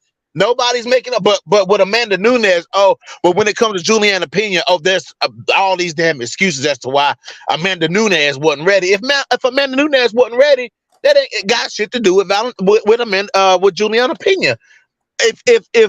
If Valentina wasn't ready when she fought Alexa Grasso, what the hell does that have to do with Alexa Grasso? It don't make sense, dude. Like it's silly when y'all make these comments like this. And I don't think that y'all realize how silly it is. That's silly comments, bro. I think it's common knowledge. No, it's common knowledge that they should be ready going into one of the biggest fights of their life, defending their title. They should be ready. What's that? If you're not ready, pull out the fight. Shoot. Hey, silly comment like telling me Amanda Lemos was competitive against Weili. Say that again. I said another silly comment I'm dealing with is somebody telling me Amanda Lemos was competitive against Zhang Weili. Competitive? I seen that combo. I seen that. What you talking about? Look, I was gonna leave the comments too, BJ, but then he started going racist, man. He just started saying racist stuff about Chinese people. So I said, I got to go. Yeah, you got to go. Like Yeah, he took you got it to there, go. so I was like, oh, now I know why you here, man. So I just deleted him or blocked him. How you gonna say? How you gonna say that Amanda Lemos was competitive? Oh, Brian said, BJ, you doing both channels? Him and Taylor's doing other, right? Yeah, Taylor's doing. He's covering college football. No, anything that's going on other than I know he still comes on my channel, but he's covering the other sports. You know what I'm saying? So, you know, he has his own co-host too. So, you know, Okay, yeah. it's part of my brand, but you know what I'm saying? It's Taylor's extension of No Filter MMA. You know what I'm saying? So he was like, dude, he's like, you know what I'm saying? Like, I might as well come on. You know, I want to do this. He pitched the idea to me months ago. And it took a little bit to fester in me, but then I was like, you know what, it's not a bad idea, you know. So that's what he's doing. So go check it out. He's on Spotify, YouTube, Apple Podcast or whatever. So yeah, let's get them boys going. Oh man, Easy said he jumping on him, man. Nah, man, he ain't jumping on him. He just saying what he feel. Easy. I'm not jumping on you, man. I'm not jumping on you, Easy. Like, not at all. But it's just silly to say that. It doesn't like there's no basis behind that. It's not because these Nunes fans are blaming Amanda not being ready they blaming it on Juliana Pena. I even said that look, when Amanda showed up in the second fight, that's what we know. But when you take a fight, regardless of your issues or whatever's going on outside, if you get in that cage, do you think Pena's really going to care about your illness or your injury, your so-called injury? Do you think your opponent's going to take it easy on you? They're going to take full advantage. Do you think Juliana Pena gave a damn about Amanda Nunes or anything that was going on with her? Right. I had to look at it like that too. I was like, you know what? Okay, we can say 100% Nunes is going to do this, but when you getting in the cage, you telling us that you're fight ready. When you sign a contract and you make weight and you get in the cage, you telling us no matter what. Hey, I'm gonna say this easy. Same thing with Spence Crawford. People want to make excuses for Spence, but he got into the fight in boxing. So, I mean, people are making excuses, but we can't make none for that, right? And you gotta keep it the same way. Yeah, dude. I mean, this making excuses for people for your favorite fighters when they lose. You got to eat that. You can't throw crow at somebody else when they fighter lose, but you can't accept the fact that your fighter lost. Because Lord knows when Robertson loses, oh God. If Montana De La Rosa, the only loss that Montana had that I didn't really get no crow for was the Tatiana Suarez because it was understood. It's fucking Tatiana Suarez. Mm-hmm. You know what I'm saying? So I mean, that's like the only loss of Montana's that I didn't get ragdolled for. You know what I'm saying? So when Joanna Young Jacek got knocked out by Zhang Weili, by Rose Namajunas. Oh no, by Zhang Weili. When she got knocked out by Zhang Weili, oh y'all couldn't wait. Oh, guys, where was the excuses for? Here's a great example. Where's the excuses for Alima Lay McFarlane when she quote unquote lost to Juliana Velasquez? Where was the excuses for Alima? No, the narrative after that was she sucked anyway. She sucked. She wasn't no good anyway. She lost that fight. I mean, you can argue that she wasn't 100% with her knee fucked up. You can argue she wasn't 100%, but no, everybody gonna make excuses for Valentina Shevchenko. I ain't never seen people who make more excuses for Valentina and Amanda Nunes in my life. And bro, you gotta put Rose in there too because they make and Rose too.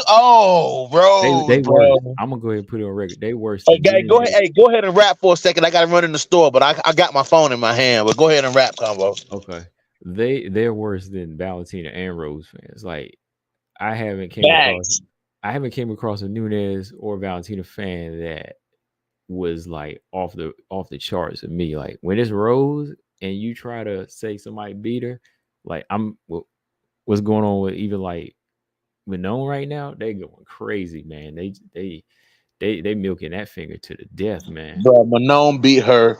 Manon beat her every round, bro. Manon dominated Rose Namajunas in that fight, and I just went back and watched that one too.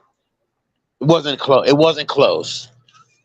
And to me, okay, dislocated finger, there's still a way to win a fight. There's still a way to win a fight. It's not like your eye got popped out of his eye socket. You know what I mean? Or you, even like your jaw is broke or your ear's coming off. I mean, Leslie Smith wanted to continue to fight when her ear was coming off. Yeah, exactly. You know, Yeah. her ear was off, and she didn't. Her Like, ear so exploded, she got bro. mad whenever Herb Dean stopped it. You know? Yeah. Yeah. So I'm Facts. just saying. Okay, so Easy said, "I'm not blaming Juliana BJ." He said, "I like Pena for real. I agree it was stupid to fight, but I was just saying."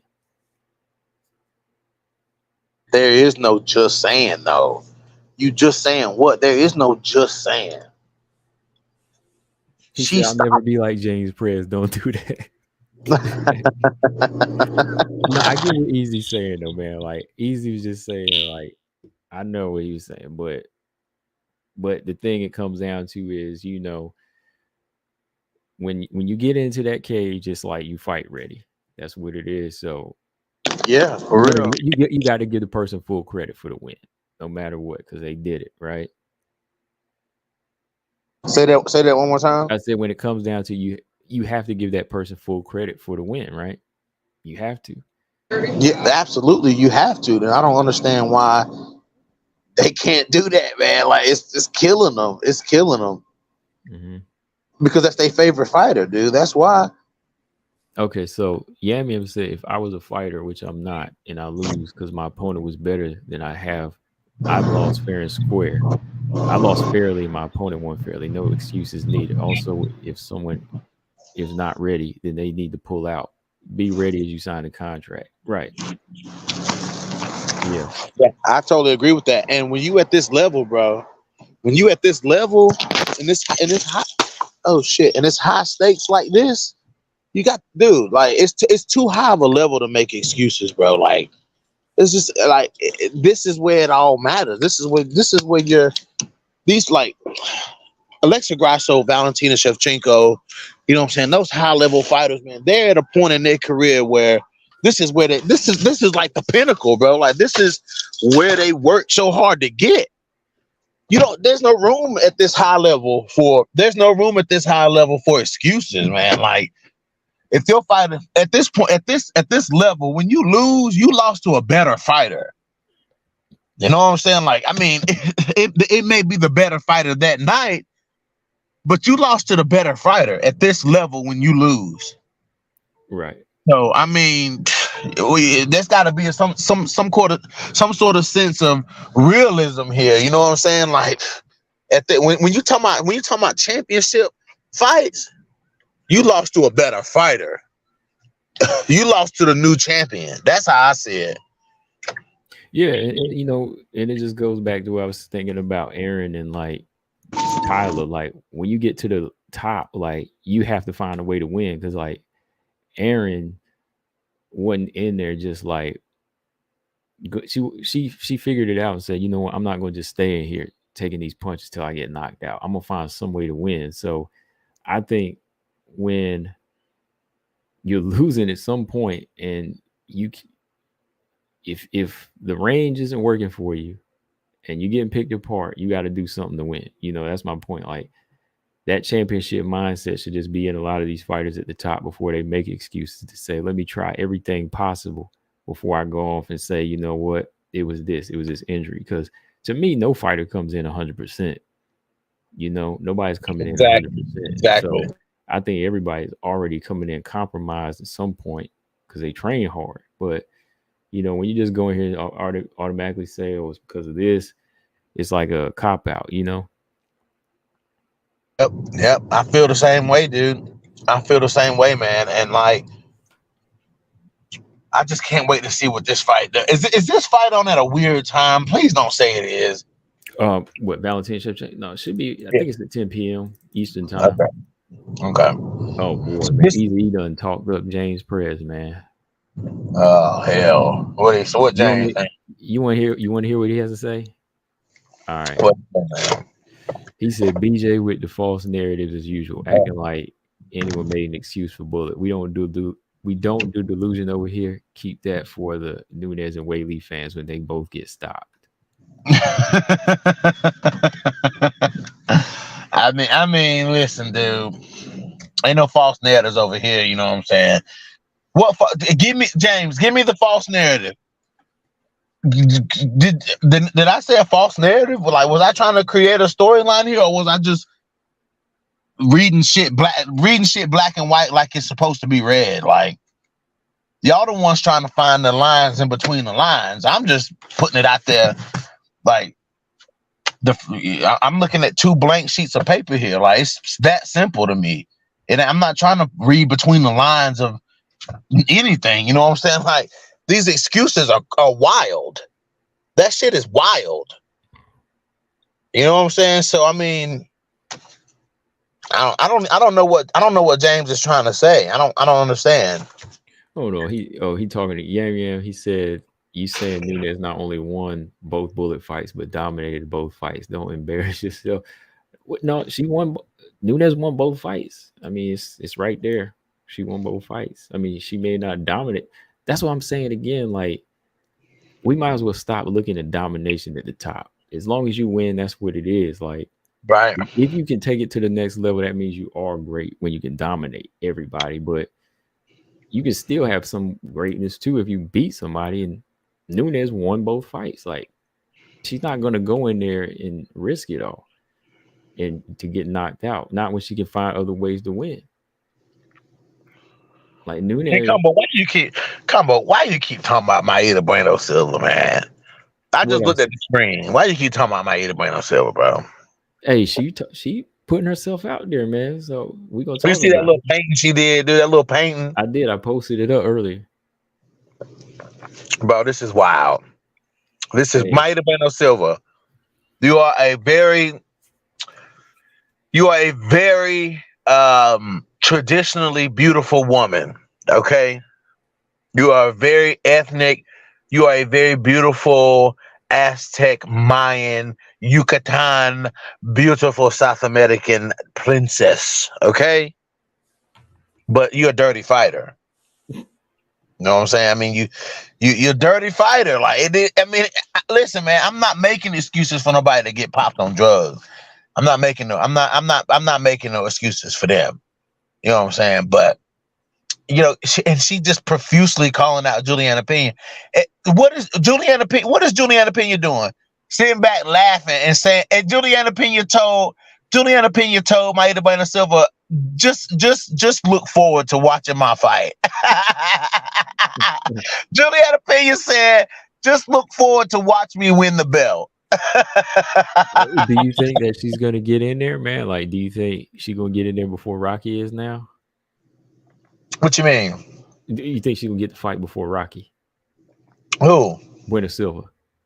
No, bro. Because I pretty much know I know for a guarantee Pena's going to get the fight. Like, it's just all about who's going to fight Pena.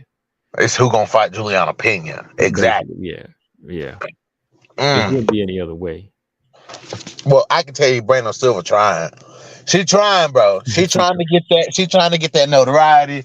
She's trying to get that behind her. She's trying to get people talking about it. And honestly, what she's doing is smart. She's trolling Juliana Pena. You know what I'm saying? Like, I mean, trolling is a way that you can get a damn title shot. That's what Pena did. You got to admit that picture is. I said you got to admit that picture is kind of funny though. I mean, that picture's good, but she's trying to do Pena to Pena. You know what I'm saying? Like, she's trying to like do Pena to Pena, and you can't say it again. You got to. I mean, you got to test it out. See if Pena can take it as much as she dishes it. You know what I mean? Let's see if she. Yeah. That's what's gonna make it fire. You know. Yeah, but Pena ain't fazed by that, dude. You know, Juliana Pena is not fazed at all by none of that shit. What does Juliana? Why should Juliana Pena be fazed by a fighter who just popped dirty? Right. You know what I'm saying? Like, why would she be fazed by that? And, you know, I ain't gonna lie. I'm gonna be rocking with Pena going into this fight, but I'm just saying, like, I think, you know, Bueno Silva is What? doing. What? I am. What? When did I say? When did I say I was ever Did go for he Bueno just Silva? say that, y'all? When did? Did I just hear combo breaking 99 after all he been hyping up Maida Bueno Silva? This man just said I'm gonna be rocking with Pena if if they get the fight. Yeah, like I've never. How you Wow, mean hyped up? Like when? How you mean I hyped up? Like how did I hype up bro, Bueno? you've been I said Rocky deserves a title shot. ever since Maida Bueno Silva moved to 135 pounds. You've been talking about her like she is some big ass threat. I ain't talking about like she this huge threat now, because I still think Rocky literally deserves it more so than her. But if Bueno Silva can get her to that position, I mean, good on her as far as building the division. But I still think Pena could win the fight, and I'm gonna rock with Pena though. Yeah, man, Pena gonna get in there and get dirty, man. Like she gonna get dirty. I get that. Bueno Silva, she can land hard, but she not active enough for me, man. She ain't, Mm-hmm. especially fighting Pena, dude. Like Juliana Pena, yeah, she just I don't know, man. She just in your face, dude, and she's hard to deal with in there. You got to be somebody like Amanda Nunes, you know what I'm saying, you know to to figure it out, to be patient and figure it out, you know what I'm saying, because she knew she was a better. Amanda Nunes knew technique for technique that her striking was, more technical than Juliana Pena's. You know what I'm saying? Like it's not hard to be more technical than Juliana Pena, but it is hard to be as confident in what you're doing as Juliana Pena. You know Yeah, what I'm saying? Like, yeah, people say, people used to say Juliana Pena swing like she drunk. You call it what you want to, you know what I'm saying? But they land. Juliana Pena lands her punches and she lands them good and she snaps heads back. You know what I'm saying? And she's rough and tough and physical in there. And no matter what you do, you have to stop her.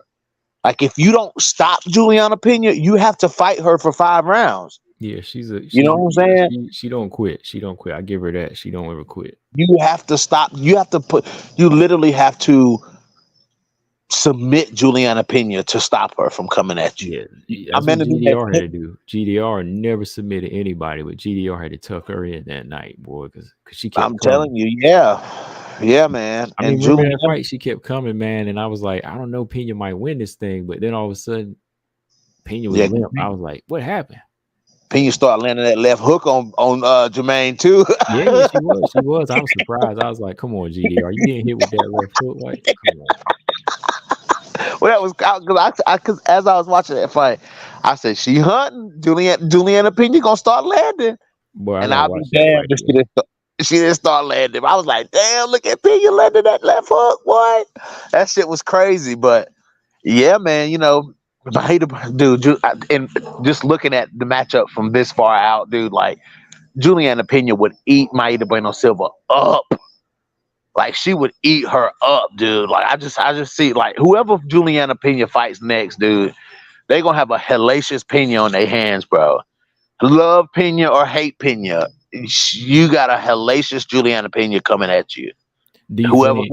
she fights, Do you think Pena clearly can win the stand-up battle? Clearly win the stand-up battle against Myron Winston. Do you think it's back and forth? I think it would be back and forth. Because Who do you, no doubt in my mind that Maida Bueno Silva wouldn't land. You know what I'm saying? I'm yeah. not saying she not gonna land. You know what I'm saying? Because she knows how to land. But the thing for me is like the activity, like the land rate, is the problem. You know what I'm saying? All right, 2 Because questions. Colostrum said Pena versus GDR rematch. Who wins? And Colton said, but does Pena still have her chin after the second Nunez fight? now that's to be answered. You know what I'm saying? Yeah. That's to be answered. Because she got hit hard by GDR too. You know, Yeah. she got sat down by GDR, didn't she? Yeah, yeah. She did. I think she got sit on Yeah. her butt. She got back up. Yeah, yeah. Yeah. You know what I'm saying? She got sat down by GDR hard. You know what I'm saying? But the a rematch. Oh, I don't. For one, I know for sure that she wouldn't be as Juliana Pena wouldn't be as susceptible to being submitted like that again. I don't Right. think she would. You would have to outclass her on the feet. You would have to. That's the only way. That's the only way you're gonna beat Pena. And right now, if we're talking like GDR right now coming back, I would say Pena because GDR been gone like 3 years. You're right. But maybe we're talking GDR like back in motion. I think I would still pick GDR. Really? Yeah. I would pick Pena in all of her rematches. I would pick Pena in a rematch. Yes, absolutely. What do you think she does right in the Valentina rematch? Say what? What do you think she would do right in the Valentina rematch? I'm sorry, I just walked in. Say that one more time. Oh, what do you think she would do right this time in the Valentina rematch? What she was doing the first time. Okay. Just not giving Valentina the opportunity to strike. Because Pena never gave her that opportunity. You know what I'm saying? Like, Pena never, like, that was the first fight where even in the Nunes fights, you know what I'm saying, she was still like Valentina was like Nunes allowed her to strike. You know what I'm saying? Mm-hmm. So you can pick your poison there. You know what I'm saying? Like that's where you're gonna. That's to me that's the areas in those two fights with Nunes where people can argue that Valentina won those exchanges. You can argue a lot there. But Juliana Pena was the first person in the UFC that we saw take that away from Valentina. You know what I'm saying? And when I remember watching that fight, and looking at Juliana Pena, looking at the matchup, I'm like, yo, Pena, hold on, man. God, one of them damn one of them damn bugs, bro. You know them damn. Yeah, when you open the door, yeah. I'm telling you, I just seen one too, man. I just seen him too, and that motherfucker. I turned my head to grab my bug spray, and he would disappear. I hate them damn things, bro.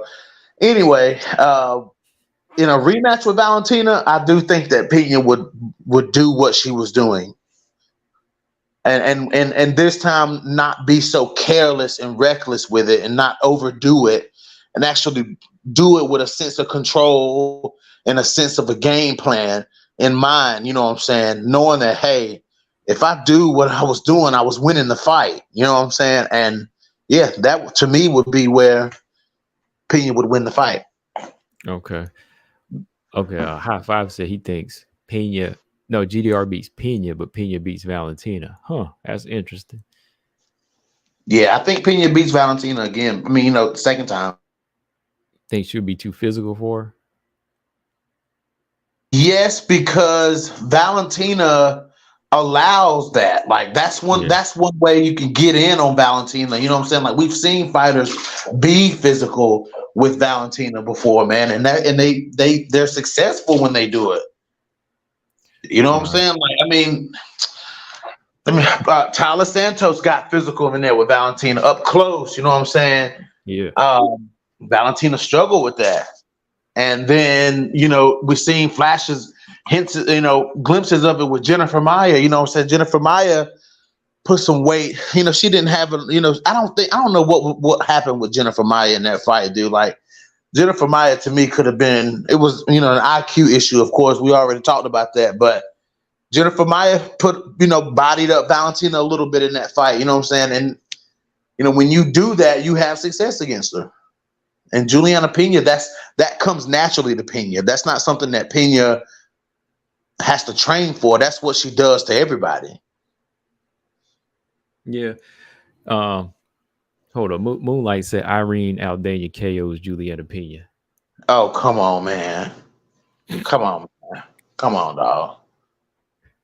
Oh, I wasn't laughing at I wasn't laughing at what Moonlight said. I was laughing at Brian. Like Brian said, giant flying roaches. Bro, ain't that Brian? You know what I'm talking about, bro. You on the East Coast, bro. Like, come on, man. He said, man, them things, man, like out where I work, like on the sidewalk, like when the street lights come on, they like to stand under the light. Them things are huge, man. Bro, they big as hell, bro. They're big as hell, and they come in your house too. All right. Yamia said, I like to see Weili versus Valentina. That'd be a fun fight to see. Nah, I don't think so. Weili, I don't know if she built for 125 yet, man. Like, I think she got to move up the same way I say with Rose. You know, take on a few fights that are lower, but you ain't gonna jump in there beating Aaron or Manon like that yet. And, you know, I don't think so. Weili gonna lose to Aaron and Manon. I'm about to piss some people off again. Oh boy, he said Weili loses to Aaron and Manon. Yes. You know, dude, you know, and I was watching, speaking of Aaron Blanchfield, you know what I'm saying? When I was watching Sean Strickland fight Izzy, you know, Aaron Blanchfield kind of does that same thing, bro. Except Sean Strickland doesn't wrestle or doesn't, you know, doesn't put people down. But that stalking thing, dude, like that's so effective. Mm-hmm. Like that can be so effective if it's used right. You know what I'm saying? Like if you come in that cage, dude, and you dominate that cage, like you know what I'm saying, you put your opponent on your back foot, that really can chip away at somebody, you know what I'm saying, over the course of a fight, dude. Mm-hmm. And Aaron Blanchfield, dude, that's what she does, dude. She marches people down. And another thing too, Combo, Aaron's power is deceptive. It is. It's concussive. It's very deceptive. Like it doesn't look like Aaron, because Aaron got them little T-Rex arms. You know what I'm saying? So it don't look like Aaron be popping people, but Aaron be popping people, bro. Yeah. I won't say like concussive, like heavy, but they thud, man. Like her punches thud because she hit Tyler a couple of times. Tyler had to back up. Yes, that's what I was saying, dude. She did the Andrade too, but she tagged up Andrade. Like I'm not even gonna lie, like Aaron tagged up Andrade in that fight. But yeah, man, Aaron. I think they're too big, man. I think they're too big. They're too strong. Like again, Aaron just like when she marches in, like you said, like Strickland, she's putting like power behind them punches. Then she's got you against the cage, and you know, then you don't have nowhere to go because she's controlling you. Yeah, and she's got cardio too. Like she's built. I believe Aaron hasn't fought 5 rounds yet. She hasn't, right? No, she ain't fought. Wait a minute. She was going to against Andrade, but it was. I'm confident in Aaron's 5 rounds. I am. Too, I'm confident in Aaron for 5 rounds. Mm-hmm. So yeah, I think Aaron could be a dog in them later rounds though. Mm-hmm. I think she really. But dude, like I've been looking at Aaron's run, and I hate to say it, dude, but the level that Aaron hasn't really been tested that much either, bro. Like she's been hit, but she ain't never really been tested. How you mean? What I mean is that when Aaron decides that she wants to take over a fight, she succeeds at it every time. Do you think that the Tyler fight was the test that she needed, though? Say what? Don't you think that the Tyler fight was the test that she needed? Yes, but I can see the argument as to no. Okay. What do you think? Like, do you need to see something where somebody's a better striker, somebody that can hold their, their focus? No, I want to see somebody who has all the tools that Aaron bringing. The cardio, for one, Tyler Santos didn't have it. Okay. Like Tyler Santos just didn't have the cardio, man, to match Aaron. Like, Tyler was like, why was Tyler swinging like that though? Like, she was swinging good the first round, but later on, like she started like batting flies away, man. She was swinging a little wild, man. I was like, yo, Tyler, what you doing? Bro, she was swinging wild, and them punches was ugly too. You know what I'm saying? But like, I want to see somebody who can, when Aaron Blanchfield wraps your ass up, when she grabs you, like I want to see somebody who is comfortable there. I want to see her do that to somebody who welcomes that. You know what I'm saying? Yeah. And see how they respond with that. You know what I'm saying? Like, I mean, prime example, like a Jennifer Maia. You know what I'm saying? I would love to see her versus Jennifer Maia. I want to see that fight so bad, bro. Like, that's the one fight I want to see. Who do you think touched the belt first, her or Manon then? Who, Aaron or Manon? Mm-hmm.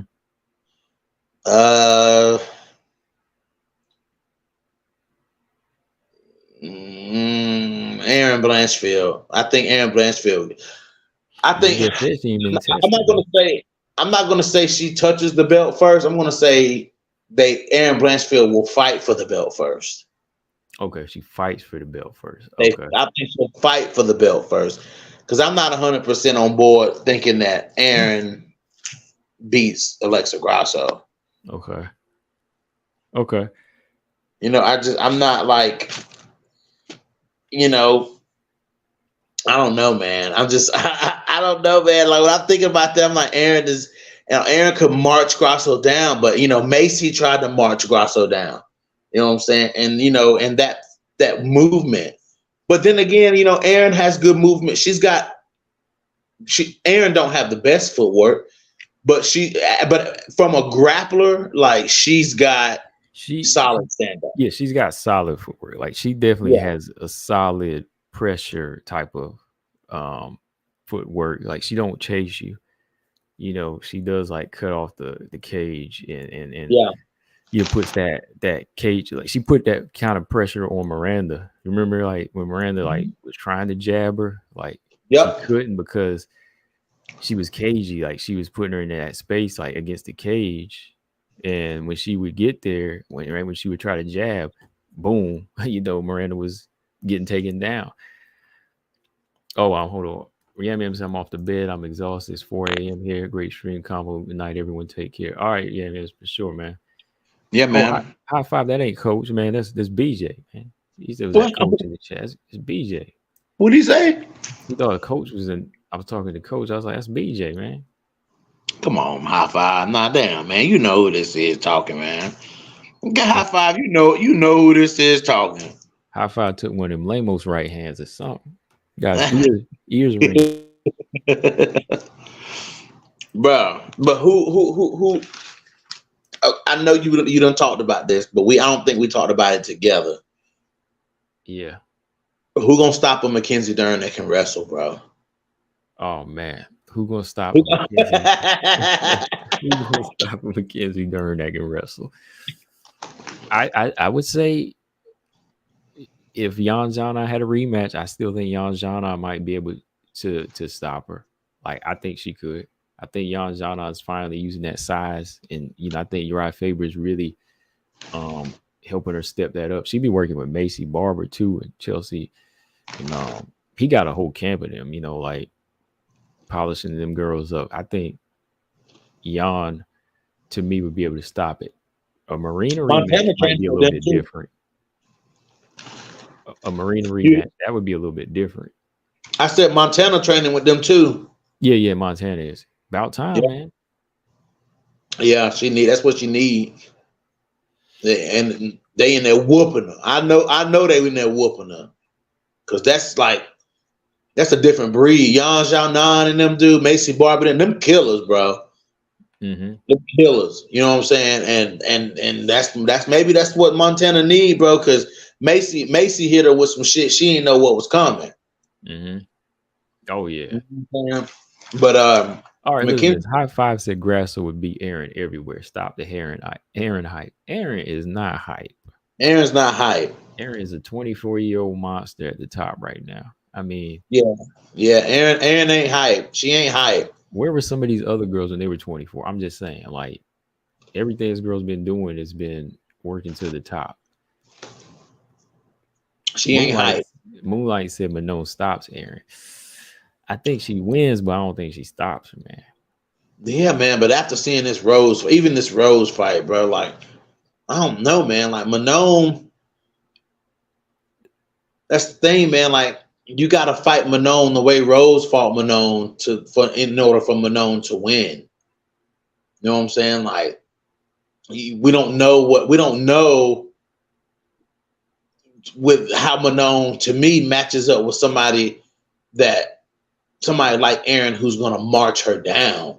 I think Manon's stronger in that clinch than Tyler is, honestly, though. I think she has better control in the clinch. Like the way she handled Jennifer Maya and even Rose, like, okay, Rose is smaller, but it's her positioning, like the way she would force her head into Rose's jaw and use knees to separate. I don't think she would let Aaron like pin her up like Tyler did. Yeah, but Aaron don't always have to pin you up. You know what I'm saying? Aaron don't always have to pin you up. Aaron's sweeps and trips from just grabbing you are very high level. She don't really take. She ain't get no takedowns on Tyler though. That's what I'm saying. Like, I think when you're smaller, she can. Like, when you're smaller, she can pick you up like she did Molly and Miranda. But when Who didn't get takedowns on Tyler? The Tyler fight was like a pull down, wasn't it? Like a pull down by Tyler, and Aaron wound up on top.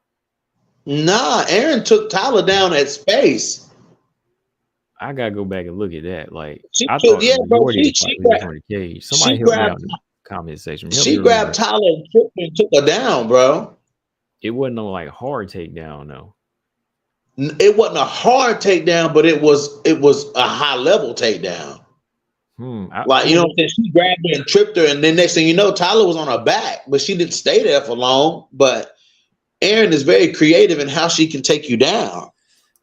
She can take you down, I think, the smaller fighters, but I expected with those clinches maybe get a few more takedowns, but like she got one. Maybe she just got the one. Maybe I'm confusing it with another Aaron. Yeah, because Colton said, Colton said Tyler made a mistake and Aaron ended up on top. That's what I thought. Because I remember her like pulling down. Tyler tried to go for the takedown, but Aaron wound up on top. Maybe I'm thinking about the Andrade fight. Yeah, it might have been that second round when she got her down. But yeah, it was like a point she tripped and took her down and laid her out. But yeah, I didn't think Tyler got taken down. Like, she struggled to get Tyler down, so she used her cage wrestling more so. But it worked. But she don't really get it. She don't really get takedowns. She didn't really get takedowns like that. No. Manon, to me, man, like, I just want Manon to be a little faster, dude. Like, I don't even think it's speed with her. I think she is fast enough, though, man. I think it's more the aggressive factor, like maybe the offensive. It's like going more in and asserting her power a little bit more. But I mean, it's working now. But I'm just saying, like, I think people would want to see her finish people more. That's their problem. Yeah, man. Like, people want to see her people wanted to see her, what she did to Victoria Leonardo. They wanted to see that against Catelyn Chukagian and Jennifer Maia. Right. But, I understand they don't always come, though. The higher you get, competition gets better. You're not going to always knock people out. You're not. It's just fact. The better the fighters get, they're not going to get taken out. But, I mean, the way she tagged Rose to the gut a couple of times, I wanted to see her get her out of there because she hurt Rose to the body. But where's Chukagian? Oh, she was like, I think year anniversary chilling, with her husband. And, she got a little bit of weight on her now, so it looked like she might go up to 135. Really? Yeah. Because she talked about it, man. She posted, like, should I go to 135? And Amanda Nunes was like, go for it. I don't think Catelyn got that strength for 135, though. No, I don't think so either. I think she need to go back to 125, man. Yeah, she needs to stay with. But Chukagian blows up, boy. She blows. She about like, her name is Chukagian Pimblett, boy. She blew up like Patty, goddamn. No. Like, it's not a bad type of weight, though. I'm saying, she still put on some, but that one time she put on a lot of weight. But it didn't look bad. It didn't look like you're saying, like Patty. Man. Like, it's not like she putting on that burger weight. She just putting on that woman weight. Like, she getting thicker. I'm just saying, man. It's not like that, man. I seen what Montana already done started dieting, bro. Montana need to go up too, bro. I feel like she need to go up too.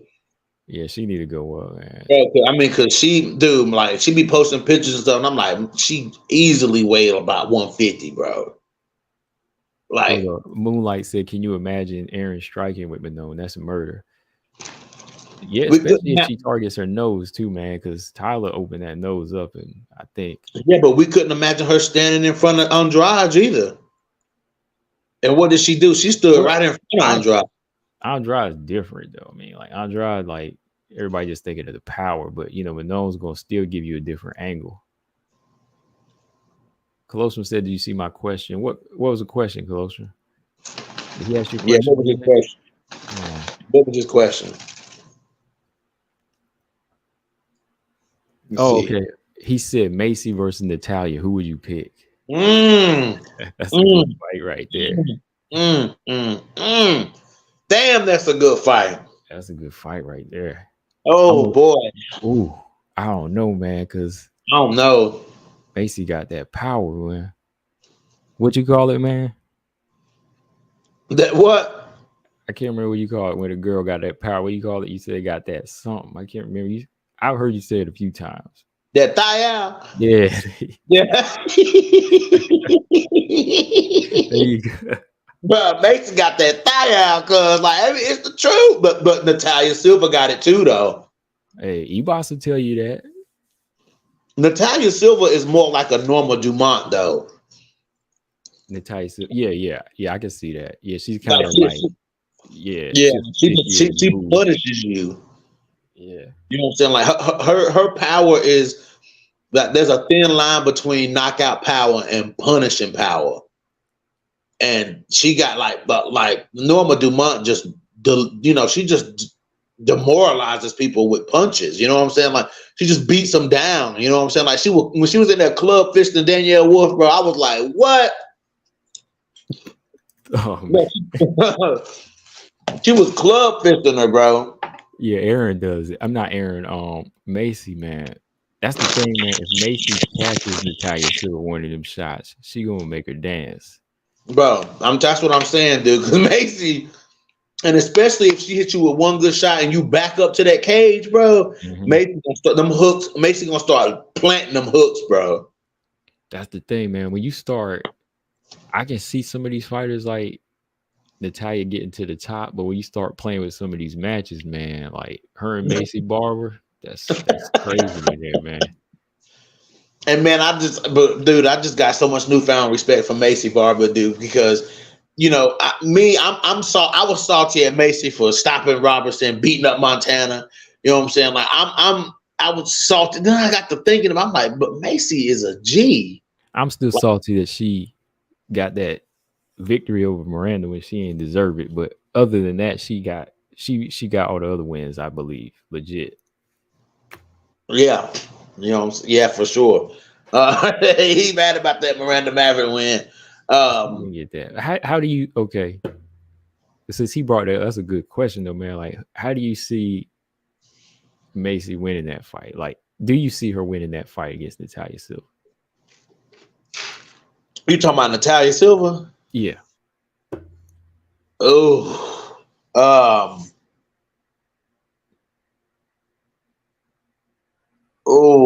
Let me think. I think Natalia Silva is like, she light on her feet, you know what I'm saying? Like she bounce around, you know what I'm saying? Macy does too. Macy did, she did more at 115, but 125, she's not quite as light-footed as she was. But I feel like with the way Macy's stand-up style is, that more of that brawler, loopy style, you know what I'm saying? I think Macy would, but for Macy to be a loopy puncher, she finds the mark a lot. You know what I'm saying? Like Macy hits you a lot, you know what I'm saying? But against somebody like Natalia Silva who steps in with them jabs, man, you know what I'm saying? Like I feel like Macy would have to find Natalia Silva. Right. I think that's where she would kind of fall behind too. Right. I think that Natalia Silva, her movement would really give her problems. So I think Macy's like best bet to win is in that clinch, boy, with them elbows. That's what I'm saying. Because if Macy gets you in that clinch, like if Macy lock you up in that clinch, dude, like that's like Macy can you may not come out of that clinch as easy as you went in it with Macy Barber. No, because you know what I'm saying? Like by the time this clinch exchange is over, you could be cut, bleeding. Cause Macy gonna slice elbows through the roof, cause you know what I'm saying? Like she gonna slice those elbows through. Macy she might be the most dangerous clinch fighter at 125. And she's made that evident. Can't Like argue that. I think she is. Yeah. Yeah, I think she is right now. You said you think she is? Yeah, I think she is. Yeah, dude, because her clinch, Macy's clinch, like ain't nobody clinching like Aaron Blanchfield clinches you up to take you down. You know what I'm saying? Yeah. Jennifer Maya don't really. I mean, she clinches, but she ain't really that. She's not like inflicting damage in the clinch. Macy Barber's clinches is damage coming out of that because when she's good at damage on breaking when she breaks the clinch. Mm-hmm. You know what I'm saying? Like it's always something thrown. You know, you got to watch out for that shot. You know what I'm saying? And man, yeah, Macy. Yeah, I don't know. Macy, I think wins or could win like with the clinch fight, but I think Natalia Silva, even then, like she would win that outside battle and just that squirminess she has on the inside too. Like she could win that too by just taking Macy down because she can take you down too. Like that's what people don't understand. Like Natalia Silva is slick when it comes to takedowns. She can trip you up and take you down. So Grasso got out of that Barber clinch without and got Macy down. So I think it would kind of be similar to the Grasso fight, except I think that Natalia would land a lot more. I think she would land a lot more like clean punches and kicks. But it's a shame. Count that power out though, man. Macy ain't no joke. I don't see Macy getting stopped in that fight. Let me put it that way. I think I don't see Macy Barber getting stopped in that fight though. If Natalia was to win. No, you think she would beat her by decision? I think Natalia still can win by decision, but then again, I think Barber could win by decision. Or dare I say it, man? Or Macy knock her ass out. Like, I mean, shit, I'll say it for you, cuz I'll say it for you, dude. Macy might end up knocking her ass out. Like, I'm just playing scenarios out because MMA is such a weird game, man. So. But as dangerous as a striker as Natalia Silva is, it seems more reasonable for me it's coming to me first to say I can see Macy knocking her out before she knocked Macy out.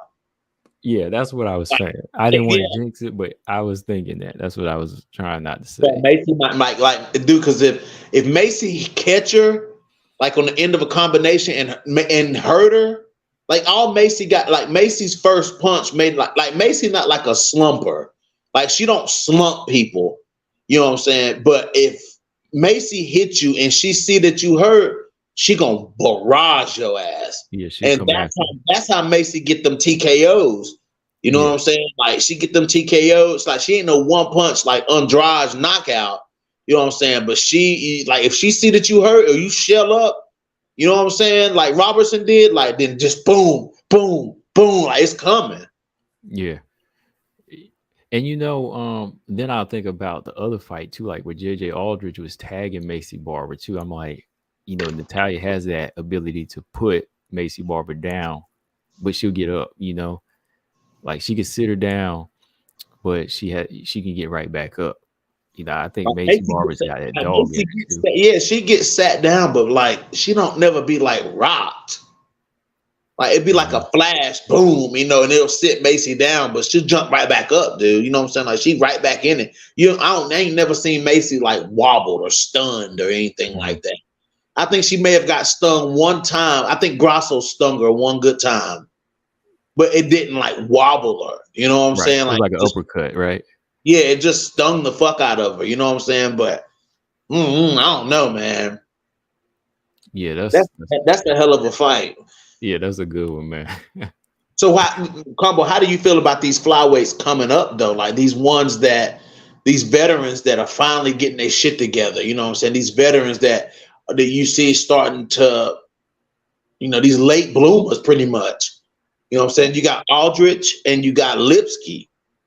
Oh, yeah. I saw your video, man, on that one. I was thinking that it's about, it's about time, man. Like, Aldrich been in the game. She's been in the UFC for how many years now? It's been like 6 or 7 years, bro. Pull that up because As long as Tatiana Suarez has been in. yeah, because they were on the show together, Yeah, right? exactly. Yeah, 7 years. I'm gonna hold on. Let me see. Okay, 6 years. 6 years now. She went on a 3-fight win streak before she got stopped by Barber, and like since then, Aldridge was putting wins together, but she would come up short against like the better fighters, like Aaron or Mazo, somebody like that at the time was, edging her out. So I think it's time, and I think JJ has it, man. She just got to start showing that dog that she did in the last fight, man. Because she looked good in the last yeah, fight. she looked good in the last one, but that's Leon Na. But right, you got to go in and do that same thing against these girls that's trying to take your spot. Like Ariane Lipsky, like she needed to be rough in there with Ariane the same way Ariane was doing her, man. Yeah, like, dude, Ariane Lipsky.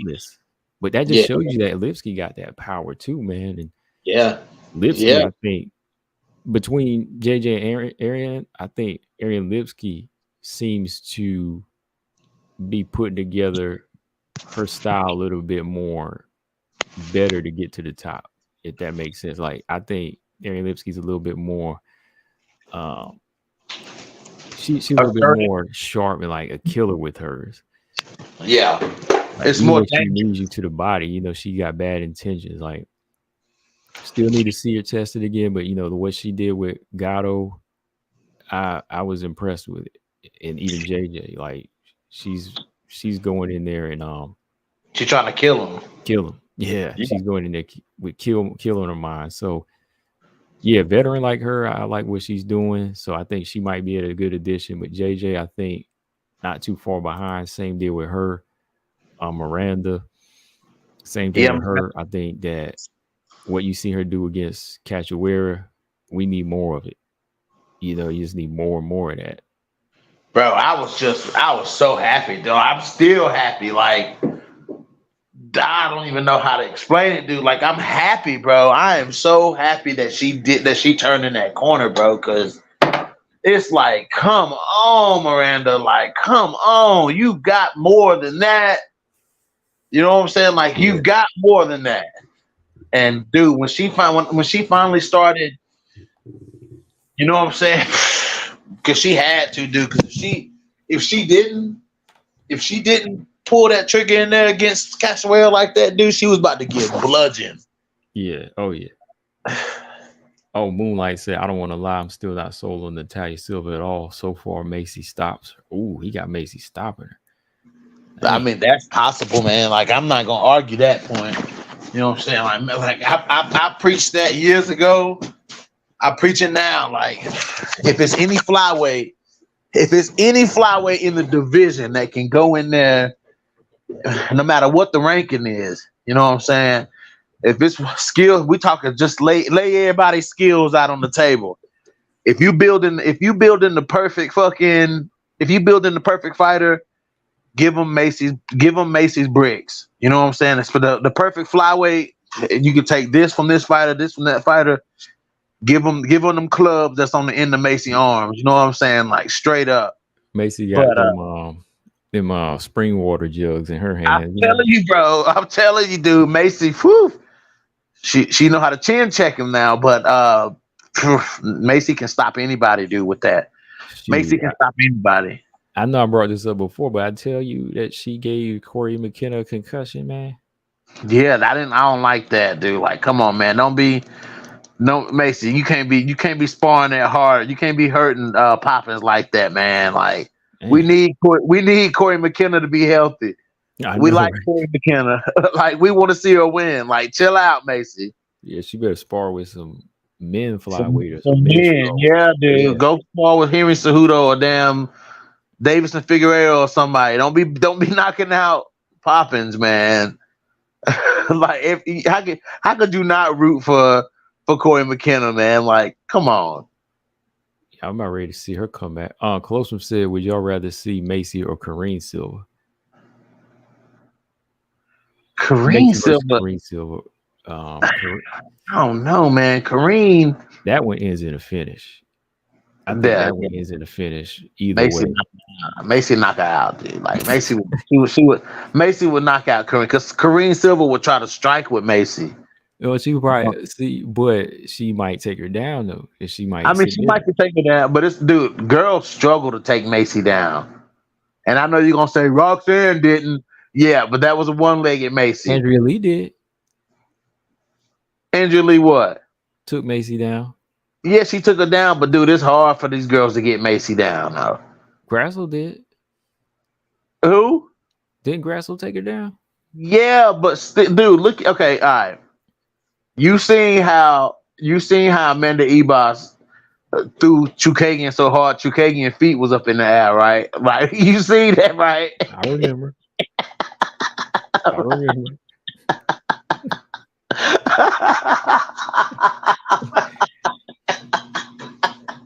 All 5'9" over. Bro, that was so funny, bro. I was like, what is happening, dude? Like Chukagian feet was up in the air, bro. That shit was so funny. I was like, what's going on here, man? I picked Chukagian to win, and I was like, man, don't make me regret this. bro, she threw Chukagian to the ground so hard, bro. But when she did that same maneuver on Macy, bro, like she got Macy down. Like Macy can be taken down, but dude, they have to exert some energy to get Macy down, bro. Like, I mean, look at when she hip tossed Macy, dude. Like she had to push through that hip toss. Like, you know what I'm saying?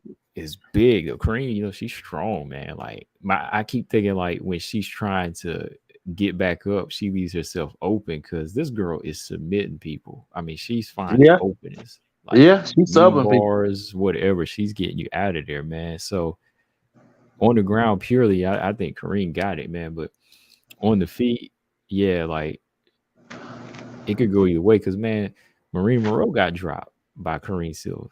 Yeah, I didn't see that coming, man. Yeah, I like that matchup better. I think, man. Natalia Silva. I think I want to see her in there with somebody like Chukagian a little bit more. Yeah, it's gonna be curious to see how her power plus her skill and precision matches up to somebody like Chukagian. You know what I'm saying? Because Chukagian gonna test your movement. She gonna test your predictability. Cardio. Yeah, your cardio. Like, can you predict where she going? You know what I'm saying? Like, you gonna be, and then the whole time, you know what I'm saying, she gonna be popping you with a jab. You know what I'm saying? Like in and out movement. You know what I'm saying? Chukagian throwing those kicks and those, she's a heavy feigner, you know what I'm saying? Like she be fainting and shit, like twitching and shit, like that's what she does. And I think that could turn out to be more like a chess match because I don't really see her landing clean on Chukagian like that. Like I don't really see her, you know what I'm saying, like hitting Chukagian. Like Chukagian she don't get hit with big shots though. Like that's crazy, dude. Like we don't see Chukagian really get hit with big shots. Like we don't see her head getting snapped back like that and shit. Yeah, unless it's Andrade. Yeah, but even then, like to the face though, like they get like to the body, she got ripped. Yeah, but to the face, you don't really see Chukagian taking a lot of damage to the face like that. Like you don't see her face swole up and shit like that. Yeah, that's true. Yeah. She really don't come out of that type of damage. So that's something I want to see her true striking skills tested against somebody like that. Man, you trying to throw her to the wolves, cuz like let her fight somebody else first. Who, like Lauren Murphy? I mean, that's if Lauren Murphy even gonna fight again, bro. I wouldn't be mentioning her name too much, bro, because she ain't really. I mean, who did she just beat? Who did she just fight? Lauren Murphy just fought. Was it Andrade? This back in March, yeah. Yeah, I mean, dude, she got beat up. She got beat up bad by Andrade, dude. Like, I don't know, man. I don't know if she too keen on jumping back in there. We probably won't see Lauren Murphy till like 2024, bro. Dang. Like, yeah. And she might, she'll probably be back. Yeah, because this year's about up. Probably next year or something. And she'll probably fight somebody like. I mean, I can see them doing like Lauren Murphy versus like Casey O'Neill, or something like that. Like I could see that fight being made because Lauren Murphy gonna have to fight down. I told you Macy called her out. Yeah. Oh yeah, Macy. Yeah, forget about Macy. Because Macy said she wanted that fight. She didn't say Chikagan, no. She said I want that fight. She don't want to fight Lauren. I mean, she don't want to fight Macy Barber, bro. She wants somebody who people look at as a soft touch. And who is that? Casey O'Neill. You know what I'm saying? Like, I can get a win over Casey O'Neill, then get back into the mix. Mm-hmm. You know what I'm saying? Like that's probably how Lauren Murphy's looking at. She's probably looking for somebody who she can beat. You know, who's somebody who she thinks she can beat. You know what I'm saying? Because you know, so I wouldn't be surprised if we saw that matchup come out of it. Because Murphy don't fought everybody else at the top really, except for like Manon and Aaron. But they passed Lauren Murphy by now. You know, they passed. Yeah, Lauren. They passed that. Yeah, they passed her. You know what I'm saying? So like, you know, Lauren down in the rankings a little bit. You know, so she might have to fight that number 12. The number 11, number 13, you know what I'm saying, 15. She might have to fight somebody like that. Yeah, I think she will, man. I think that's about what she's capable of right now because some of them other girls, I think they would be too much, man. Yeah, Brian said we don't know how Macy's pressure would affect Kareem, but I put my money on a girl that can wrap up a sub from anyone. Plus, we got a taste of her striking against Monroe. Yeah. Did he say he put his money on what? Kareem Silva. No, what was the words he used? Oh, he said the girl that can wrap up a sub from anywhere, plus a taste of her striking we seen against Marina Monroe. Oh, okay. I'm gonna remember you said that, Brian Williams. I'm gonna remember you said that. Uh-oh. Yeah, that's happened. We already know. I just want Combo to repeat that for me. It's on file now. It's on file, yeah. So Brian Williams, you like a girl that can sub people, huh? And you got a taste of their striking. So you seeing. Let me ask you this question, Brian. Do you see Karine as a well-rounded fighter? Combo, do you see Karine as a well-rounded fighter? Do I see her as a well-rounded fighter?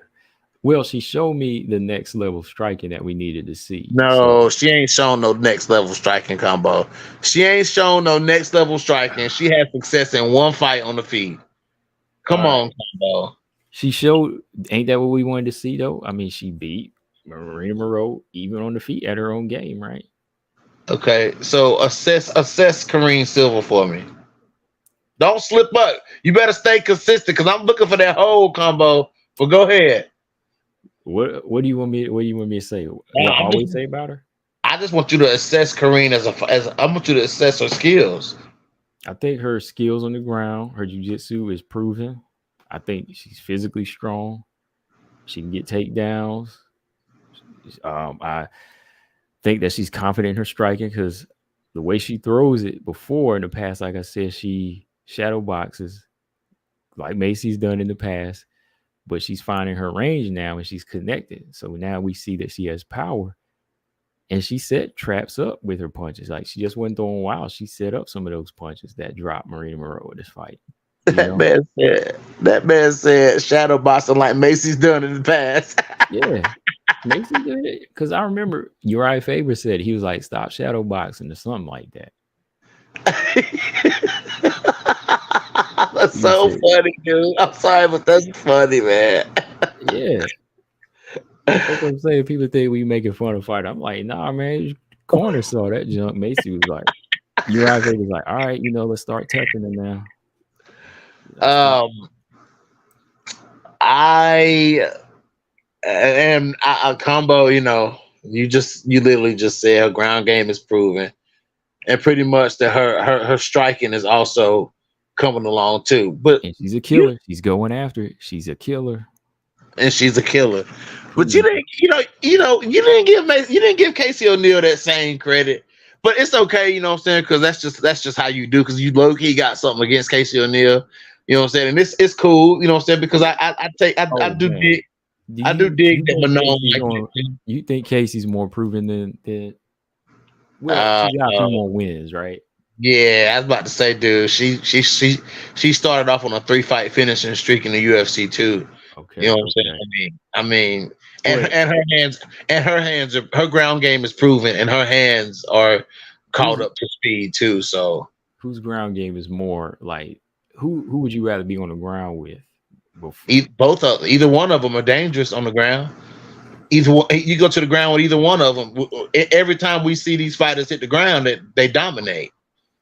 You know what I'm I saying? don't So know, I mean, man. Kareem though, it ain't about Kareem. She getting you out of there, man. I mean, she just yeah, broke. Casey O'Neal gets you out of there on the ground too. I don't know, man. Kareem's scary though, man. Kareem is scarier.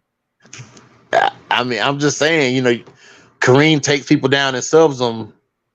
Casey O'Neal takes them down and TKOs them or subs them. Okay.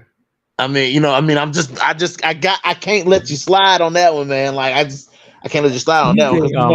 You think I'm being hateful of Casey because look, man. Kareem is on a rampage right now. I mean, her skills are solid like that, man. There's something about this girl. I don't know what it is versus Casey, but I think that she is sharper. Let me just that's the word I'm gonna use. Her hands ain't sharper. What you say? Her hands ain't sharper though. The Kate? Oh boy. No, her hands ain't sharp. Her hands ain't Her hands ain't sharper than Casey's. No. Casey O'Neal. Okay. No. Her hands ain't sharper than Casey O'Neal. No. Come on, you know that. Power? She got more power, but she ain't got the cardio like that though. She ain't got the she may have more power than Casey O'Neal, but she don't have the IQ to choose to fight there. You know what I'm saying? You don't think she got the IQ? No. She ain't got the striking IQ that Casey O'Neal has. She don't implement strategies on the feet like Casey O'Neal does. Casey O'Neal pressures you down, you know what I'm saying, and tries to break your will in the fight. You know what I'm saying? Who was a better striker than Marina Moreau on Casey O'Neal's record? Not Jennifer Maia fight because she lost that, but besides the fights that she won, they both lost to Jennifer Maia? Huh? They both lost to Jennifer Maia. Who, Kareem Silva? Oh, I thought you said Marina Moreau. No, we talking about Kareem Silva. Like who on Casey O'Neal's record is better than Marina Moreau as far as striking? Jennifer Maia. Besides her, because she lost to her. I mean, who did she beat that's a better striker than Marina Moreau? Antonina Shevchenko. Better than Marina Moreau? I don't know about that. I mean, I'm just throwing Antonina out there, Antonina was supposed to piece up Casey. And remember what everybody was saying before that fight? Oh, this is a fight. This is a fight that Antonina can finally win. Casey O'Neal. I picked Casey O'Neal. Yeah, you picked Casey O'Neal. Yeah, I did because I said, she can beat her with what she has. But yeah, that just shows you I don't think like Antonina was like banging like that. And Antonina ain't banging. Antonina thinking of, flying planes now. She a captain and everything. So her mind ain't really on it like that. I think Kareem Silva a better striker though, man. I'm just saying. No, come on, man. Come on, bro. Kareem Silva ain't no better striker than Casey O'Neal, bro. You know that. You know it. You know it, Combo. You know that Kareem Silva couldn't go out there and execute a stand-up fight like Casey O'Neal could. Couldn't be solid and competitive like that against somebody who, you know what I'm saying, just against a better, somebody who's better at it than her. I don't think she could rise to that kind of occasion. You know what I'm saying? I don't think she could. Like Casey. I think if she put Marina Moreau on her butt, I think she could land on Jennifer Maia. You think Kareem can land on Jennifer Maia? Yeah. Oh, I don't know. Jennifer Maia throws. She'll throw a predictable combination here and there, and I think that's where she comes in and lands something hard and maybe gets her respect. Okay, I hear you. I hear you. But I mean, I don't know, bro. Who do you think beats Lauren Murphy in a better fashion, Kareem or Casey? In a, I would say a more exciting fashion would be Casey O'Neill. An easier, quicker fashion would be Kareem Silva. Okay. But Casey O'Neill would go out there and brawl with Lauren Murphy if she wanted to. You know, because Lauren Murphy hard to take down. You know what I'm saying? I don't think Casey O'Neill is as physically strong as some of these other flyweights. Mm-hmm. You know what I'm saying? I don't think that. You know what I'm saying? But I do think that Casey O'Neill would stand in the pocket and trade with Lauren Murphy. There's no doubt in my mind that she wouldn't do that. Okay. Yeah. Because Lauren Murphy ain't sleeping girls. Lauren Murphy ain't hurting girls, really. You know what I'm saying? Like, Lauren Murphy is a solid boxer, heavy striker, but she ain't nothing spectacular. Nah. You know, Lauren Murphy ain't hurting nobody out here. Lauren Murphy ain't hurting nobody at all. You know what I'm saying? Like, she don't, like, fighters may get outworked by Lauren Murphy, but she ain't, her opponents ain't never, like, her opponents ain't never beat down and broken after they fight her. You know what I'm saying? Like, right.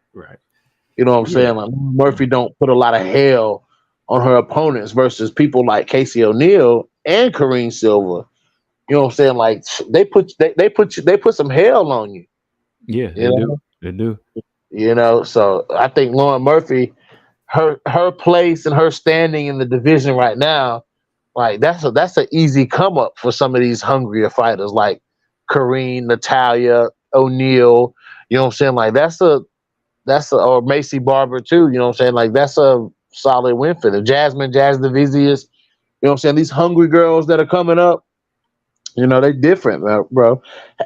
Quick question: did they announce who was going to be fighting Josephine Knudsen? Yeah, they did. They signed a girl. They just signed a girl named Marnik Mann, the fighter. Okay. Yeah, they had to get that filled in. Yeah, dude, I know you excited about this girl. Yeah, I'm thinking that, man, when she was fighting Lucindo, I thought that was a mistake of a matchup, right? Off her first fight. I thought that was gonna be too much, but I think this fight here is what she needs just to get in the door. You know, they can revisit it later. Because that Lucinda girl is a beast too, man. Brian said, BJ, actually, we don't know it. He said, we haven't seen enough because she finished fights in the first round. Talking about Kareem Silva. Yeah. So he's saying we haven't seen enough of her striking.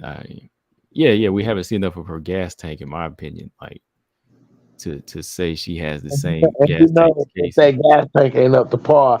You know, Casey O'Neill will drown her, bro. O'Neill will drown her. I don't know. Okay, let's say it's a 3-round fight, you know what I'm saying? And halfway through round 2, you know what I'm saying, of Kareem trying to get Casey O'Neill 3 because Kareem gonna submit her. I mean, I don't know about that. I don't know about all of that, but if she gets to round 3 and she tired against somebody like O'Neill or Barber or something like that, but they're gonna take her out, bro. Barber, if she can't submit them, if she can't submit somebody and they have good footwork, they could could beat her. Exactly. So I think what she need to do is she fight Casey, just draw it out 3 rounds and submit her in the 3rd round, just so she can prove everybody wrong. Submit her. You're talking about a ground fighter here. You're talking about a ground fighter here. You just say, just and submit her. Yep. Oh, okay. What about this Jennifer Maia Vivian Rujo fight? When is this fight? I can't find the date. It's October, ain't it? Is it? Okay, it's October. But what does it say? Oh, hang on. I want to say October 14th. Yeah, it's about a month from now. Okay. Yeah. I think Maya beats her, dude. Like, I do, man. Like Viviane Araujo hasn't given us a reason to root for her. She hasn't given me a reason to root for her at all. You know what I'm saying? Like, man, I picked her 2 times and she failed, man. Like, I knew something. Grasso and Ebos. I mean, I understand the Grasso thing now, like because that one was a tight one, but I thought she could whoop Ebos, man. Like I thought she had what it takes, man, to beat Ebos. You know, from what I've seen from Viviane Araújo is, for one, she doesn't level up. Like she doesn't No. level up.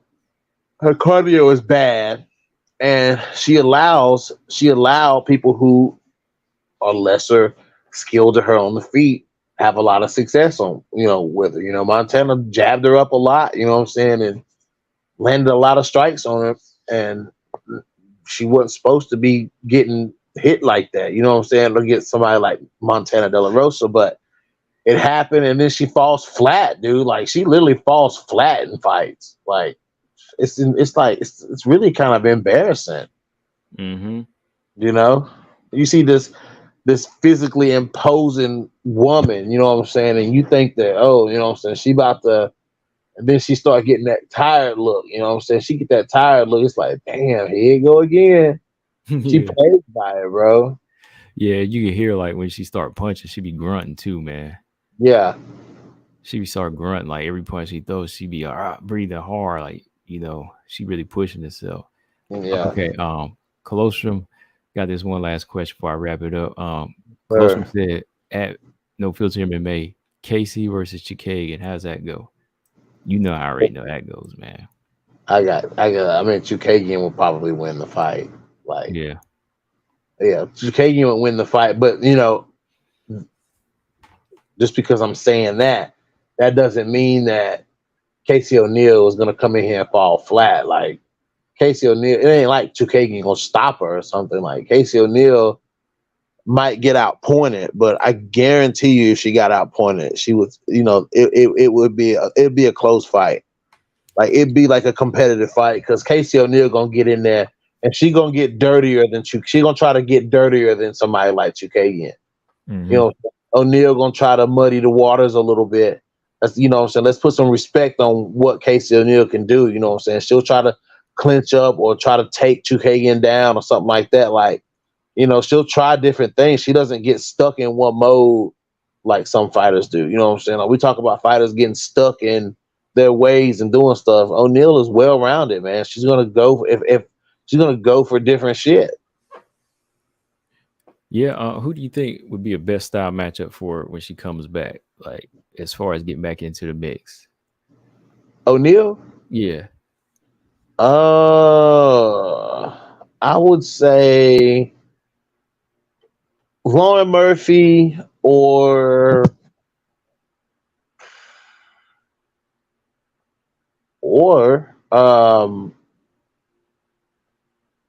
damn, I wish that Jennifer Maya wasn't fighting Araújo because I want to see O'Neill fight Araújo. Like I was looking forward to that.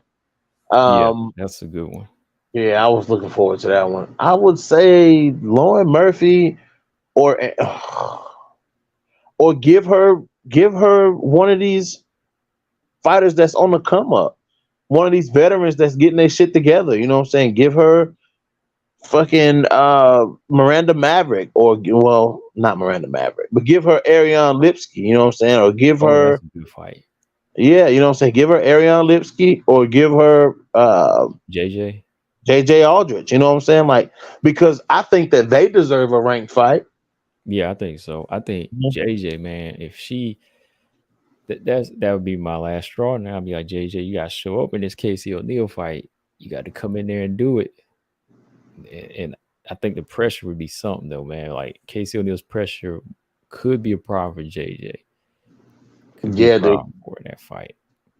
JJ allows herself to be bullied sometimes. Yeah, that's what it is. Yeah. Like she's clean with it. Like I think she would catch Casey with some good snapping punches, but it's that pressure. That pressure would be problems from Casey because Casey's gonna keep coming. Yeah, that's the difference, man. That's what's different about O'Neill, man. That's why I like her. Anyways, I'm getting off here, man. I'm going to sleep. Same here, man. I'm gonna get off. I gotta eat something, man. All right, man. Well, shit. Good talk, bro, and we'll catch up. Oh yeah, for sure, man. Thanks for coming on. And oh yeah, Robot Chicken said BJ being on a show is good. He said you bring a good balance up here. You know, so I gotta come and be real with it, Yeah, man. he But I said great show. BJ brings a good balance to the show. Yeah, there you go. yeah, you know, I gotta come because Combo try to, you know what I'm saying, he try to, you know, I don't know what Combo be doing. So I gotta come, you know what I'm saying, and speak the real to y'all. Combo be giving it, be talking soft, you know what I'm saying, and got y'all thinking his way, you know what I'm saying. I gotta come let y'all know. He talking soft to y'all too, putting y'all to sleep. Yeah, We know. that's why y'all all agree with him. Look, we know. Oh man, easy. I ain't even gonna read what he got to say though. Let me see. Let me look at the comments. Easy said Casey blocks punches with her face. Dang. Yeah. Marcus She said the probably fight to beat make is Casey versus Natalia. There you go. That's the she one I probably was beat thinking of. O'Neal probably beat one of his favorite fighters. That's probably what it is. It was Roxanne. She beat Roxanne. You know what I'm saying? She beat up Rock. Y'all really thought Roxanne was on. I remember when that fight got made, people really thought Roxanne was about to go in there and beat up Casey O'Neal. Like that shit was so funny. I'm like, y'all, come on, man. Like, Hey come on. man, that's Roxy, man. She show up. But Yeah, but Casey Casey O'Neal, O'Neal, that's a different animal. yeah, that's the matchup. Casey O'Neal versus Natalia Silva, and then do That's the Mason match. Barber versus Kareem Silva. Listen, Montana versus Lipsky. Colossus said ask Montana versus Lipsky. That already happened, right? that already happened. Montana won that by TKO, right? Yeah, Montana worked Lipsky from start to finish in that fight, bro. Damn, Colostrum, come on, man. Montana fighting Stephanie Edgar. Maybe he mean Montana, rematch. I don't want to see rematch. yeah, Montana worked her up, though. She worked her up. When she got rocked, she took her down, didn't she? Didn't Lipsky rock her? Yeah, She Lipsky said, rocked her. she said, I got to take this girl down. Coming out the second round. Yeah. Yeah, Mm-hmm. Lipsky rocked her. And Montana was like, oh no. But yeah, man. But Montana pieced her up in round one. So I mean, it is what it is. But yeah, Casey O'Neal versus Natalia Silva. That's a good fight, man. That's a good Yeah. fight. You Oh, know? he said I was asking his opinion on how the fight happened. How it happened? How Lipsky and Montana happened. I mean, It Montana. started, yeah, like it started on the feet, right? In that first round. Yeah, first round was mostly on the feet. And Lipsky, Montana actually landed a few good punches in that first round, if I remember right. Then, like the second part of like the round went to the ground with Montana in control. Toward the end of the round, yeah. But Yeah. the majority of round one was them on the feet, dude. And Montana Mhm. looked big in there against Lipsky. And then when she rocked her in the second round, like she stunned her, she took her down and started letting go and TKO'd her. Like she opened Ariane Lipsky up too, I believe. Oh yeah, them elbows were hellacious. One thing about Lipsky too, man, Lipsky is out of the way of a lot of punches that come Mhm. at her. You know what I'm saying? Like she's good at ducking and dodging because she ducked under Montana's right hand one time and ripped Montana to the body, dude. Like, I mean, and Montana ate it. She ate that body shot. Montana swung that big right hand, and Lipsky just ducked under and hooked Montana to the body, dude. And I was like, oh. And then I think it was that moment where Montana started to realize, like, oh shit, like, you know what Yeah. I'm saying? Like, it's true. Like what they say about Lipsky's speed and shit is true because like shortly after that, Montana went for the takedown. You know what I'm saying? Like every time Lipsky hit her hard, she went for that takedown in round one and round two. Yeah. You know what I'm Yeah. saying? But yeah, for sure. All right. Yeah. Lolita, I ain't full on predicted yet the fight, but I mean, I think Uh-oh. BJ he's still picked in Grasso, right? Oh yeah. Oh, And absolutely. I'm still gonna pick Valentina. I think we'll see. But yeah, bro. But listen, man, good show tonight, bro. I'm gonna hop off here, bro. All right, man. Later. Later, bro. I'm gonna do the same, y'all. I'm getting up off of here now. I said I was gonna get off at the 2 hour mark, and look at that. It's three hours in. 3 hours in because of y'all. But anyways, shout out to everybody in the chat. I'm about to jump off of here. Good conversation, like always. I see y'all going back and forth over here, boy. But hey, as long as y'all keep it civil, I don't care. Cause I be looking at some of these other people that be just talking some senseless trash in the comments. Hold on. Yeah, I had to block this person. Yeah. But y'all, I'm about to jump off of here. Let me see. Close this out. And we will catch you in the next one later this week because, I'm going to do a prediction. And I want to talk about all 4 fights, women's fights on this card coming up. Got Knudsen. I know she's on there. Tracy Cortez, Loopy. Yeah. I haven't predicted it yet. Not yet, Lolita. Still kind of leaning towards Grasso, but we'll see. With that being said, I'm out, y'all. Peace.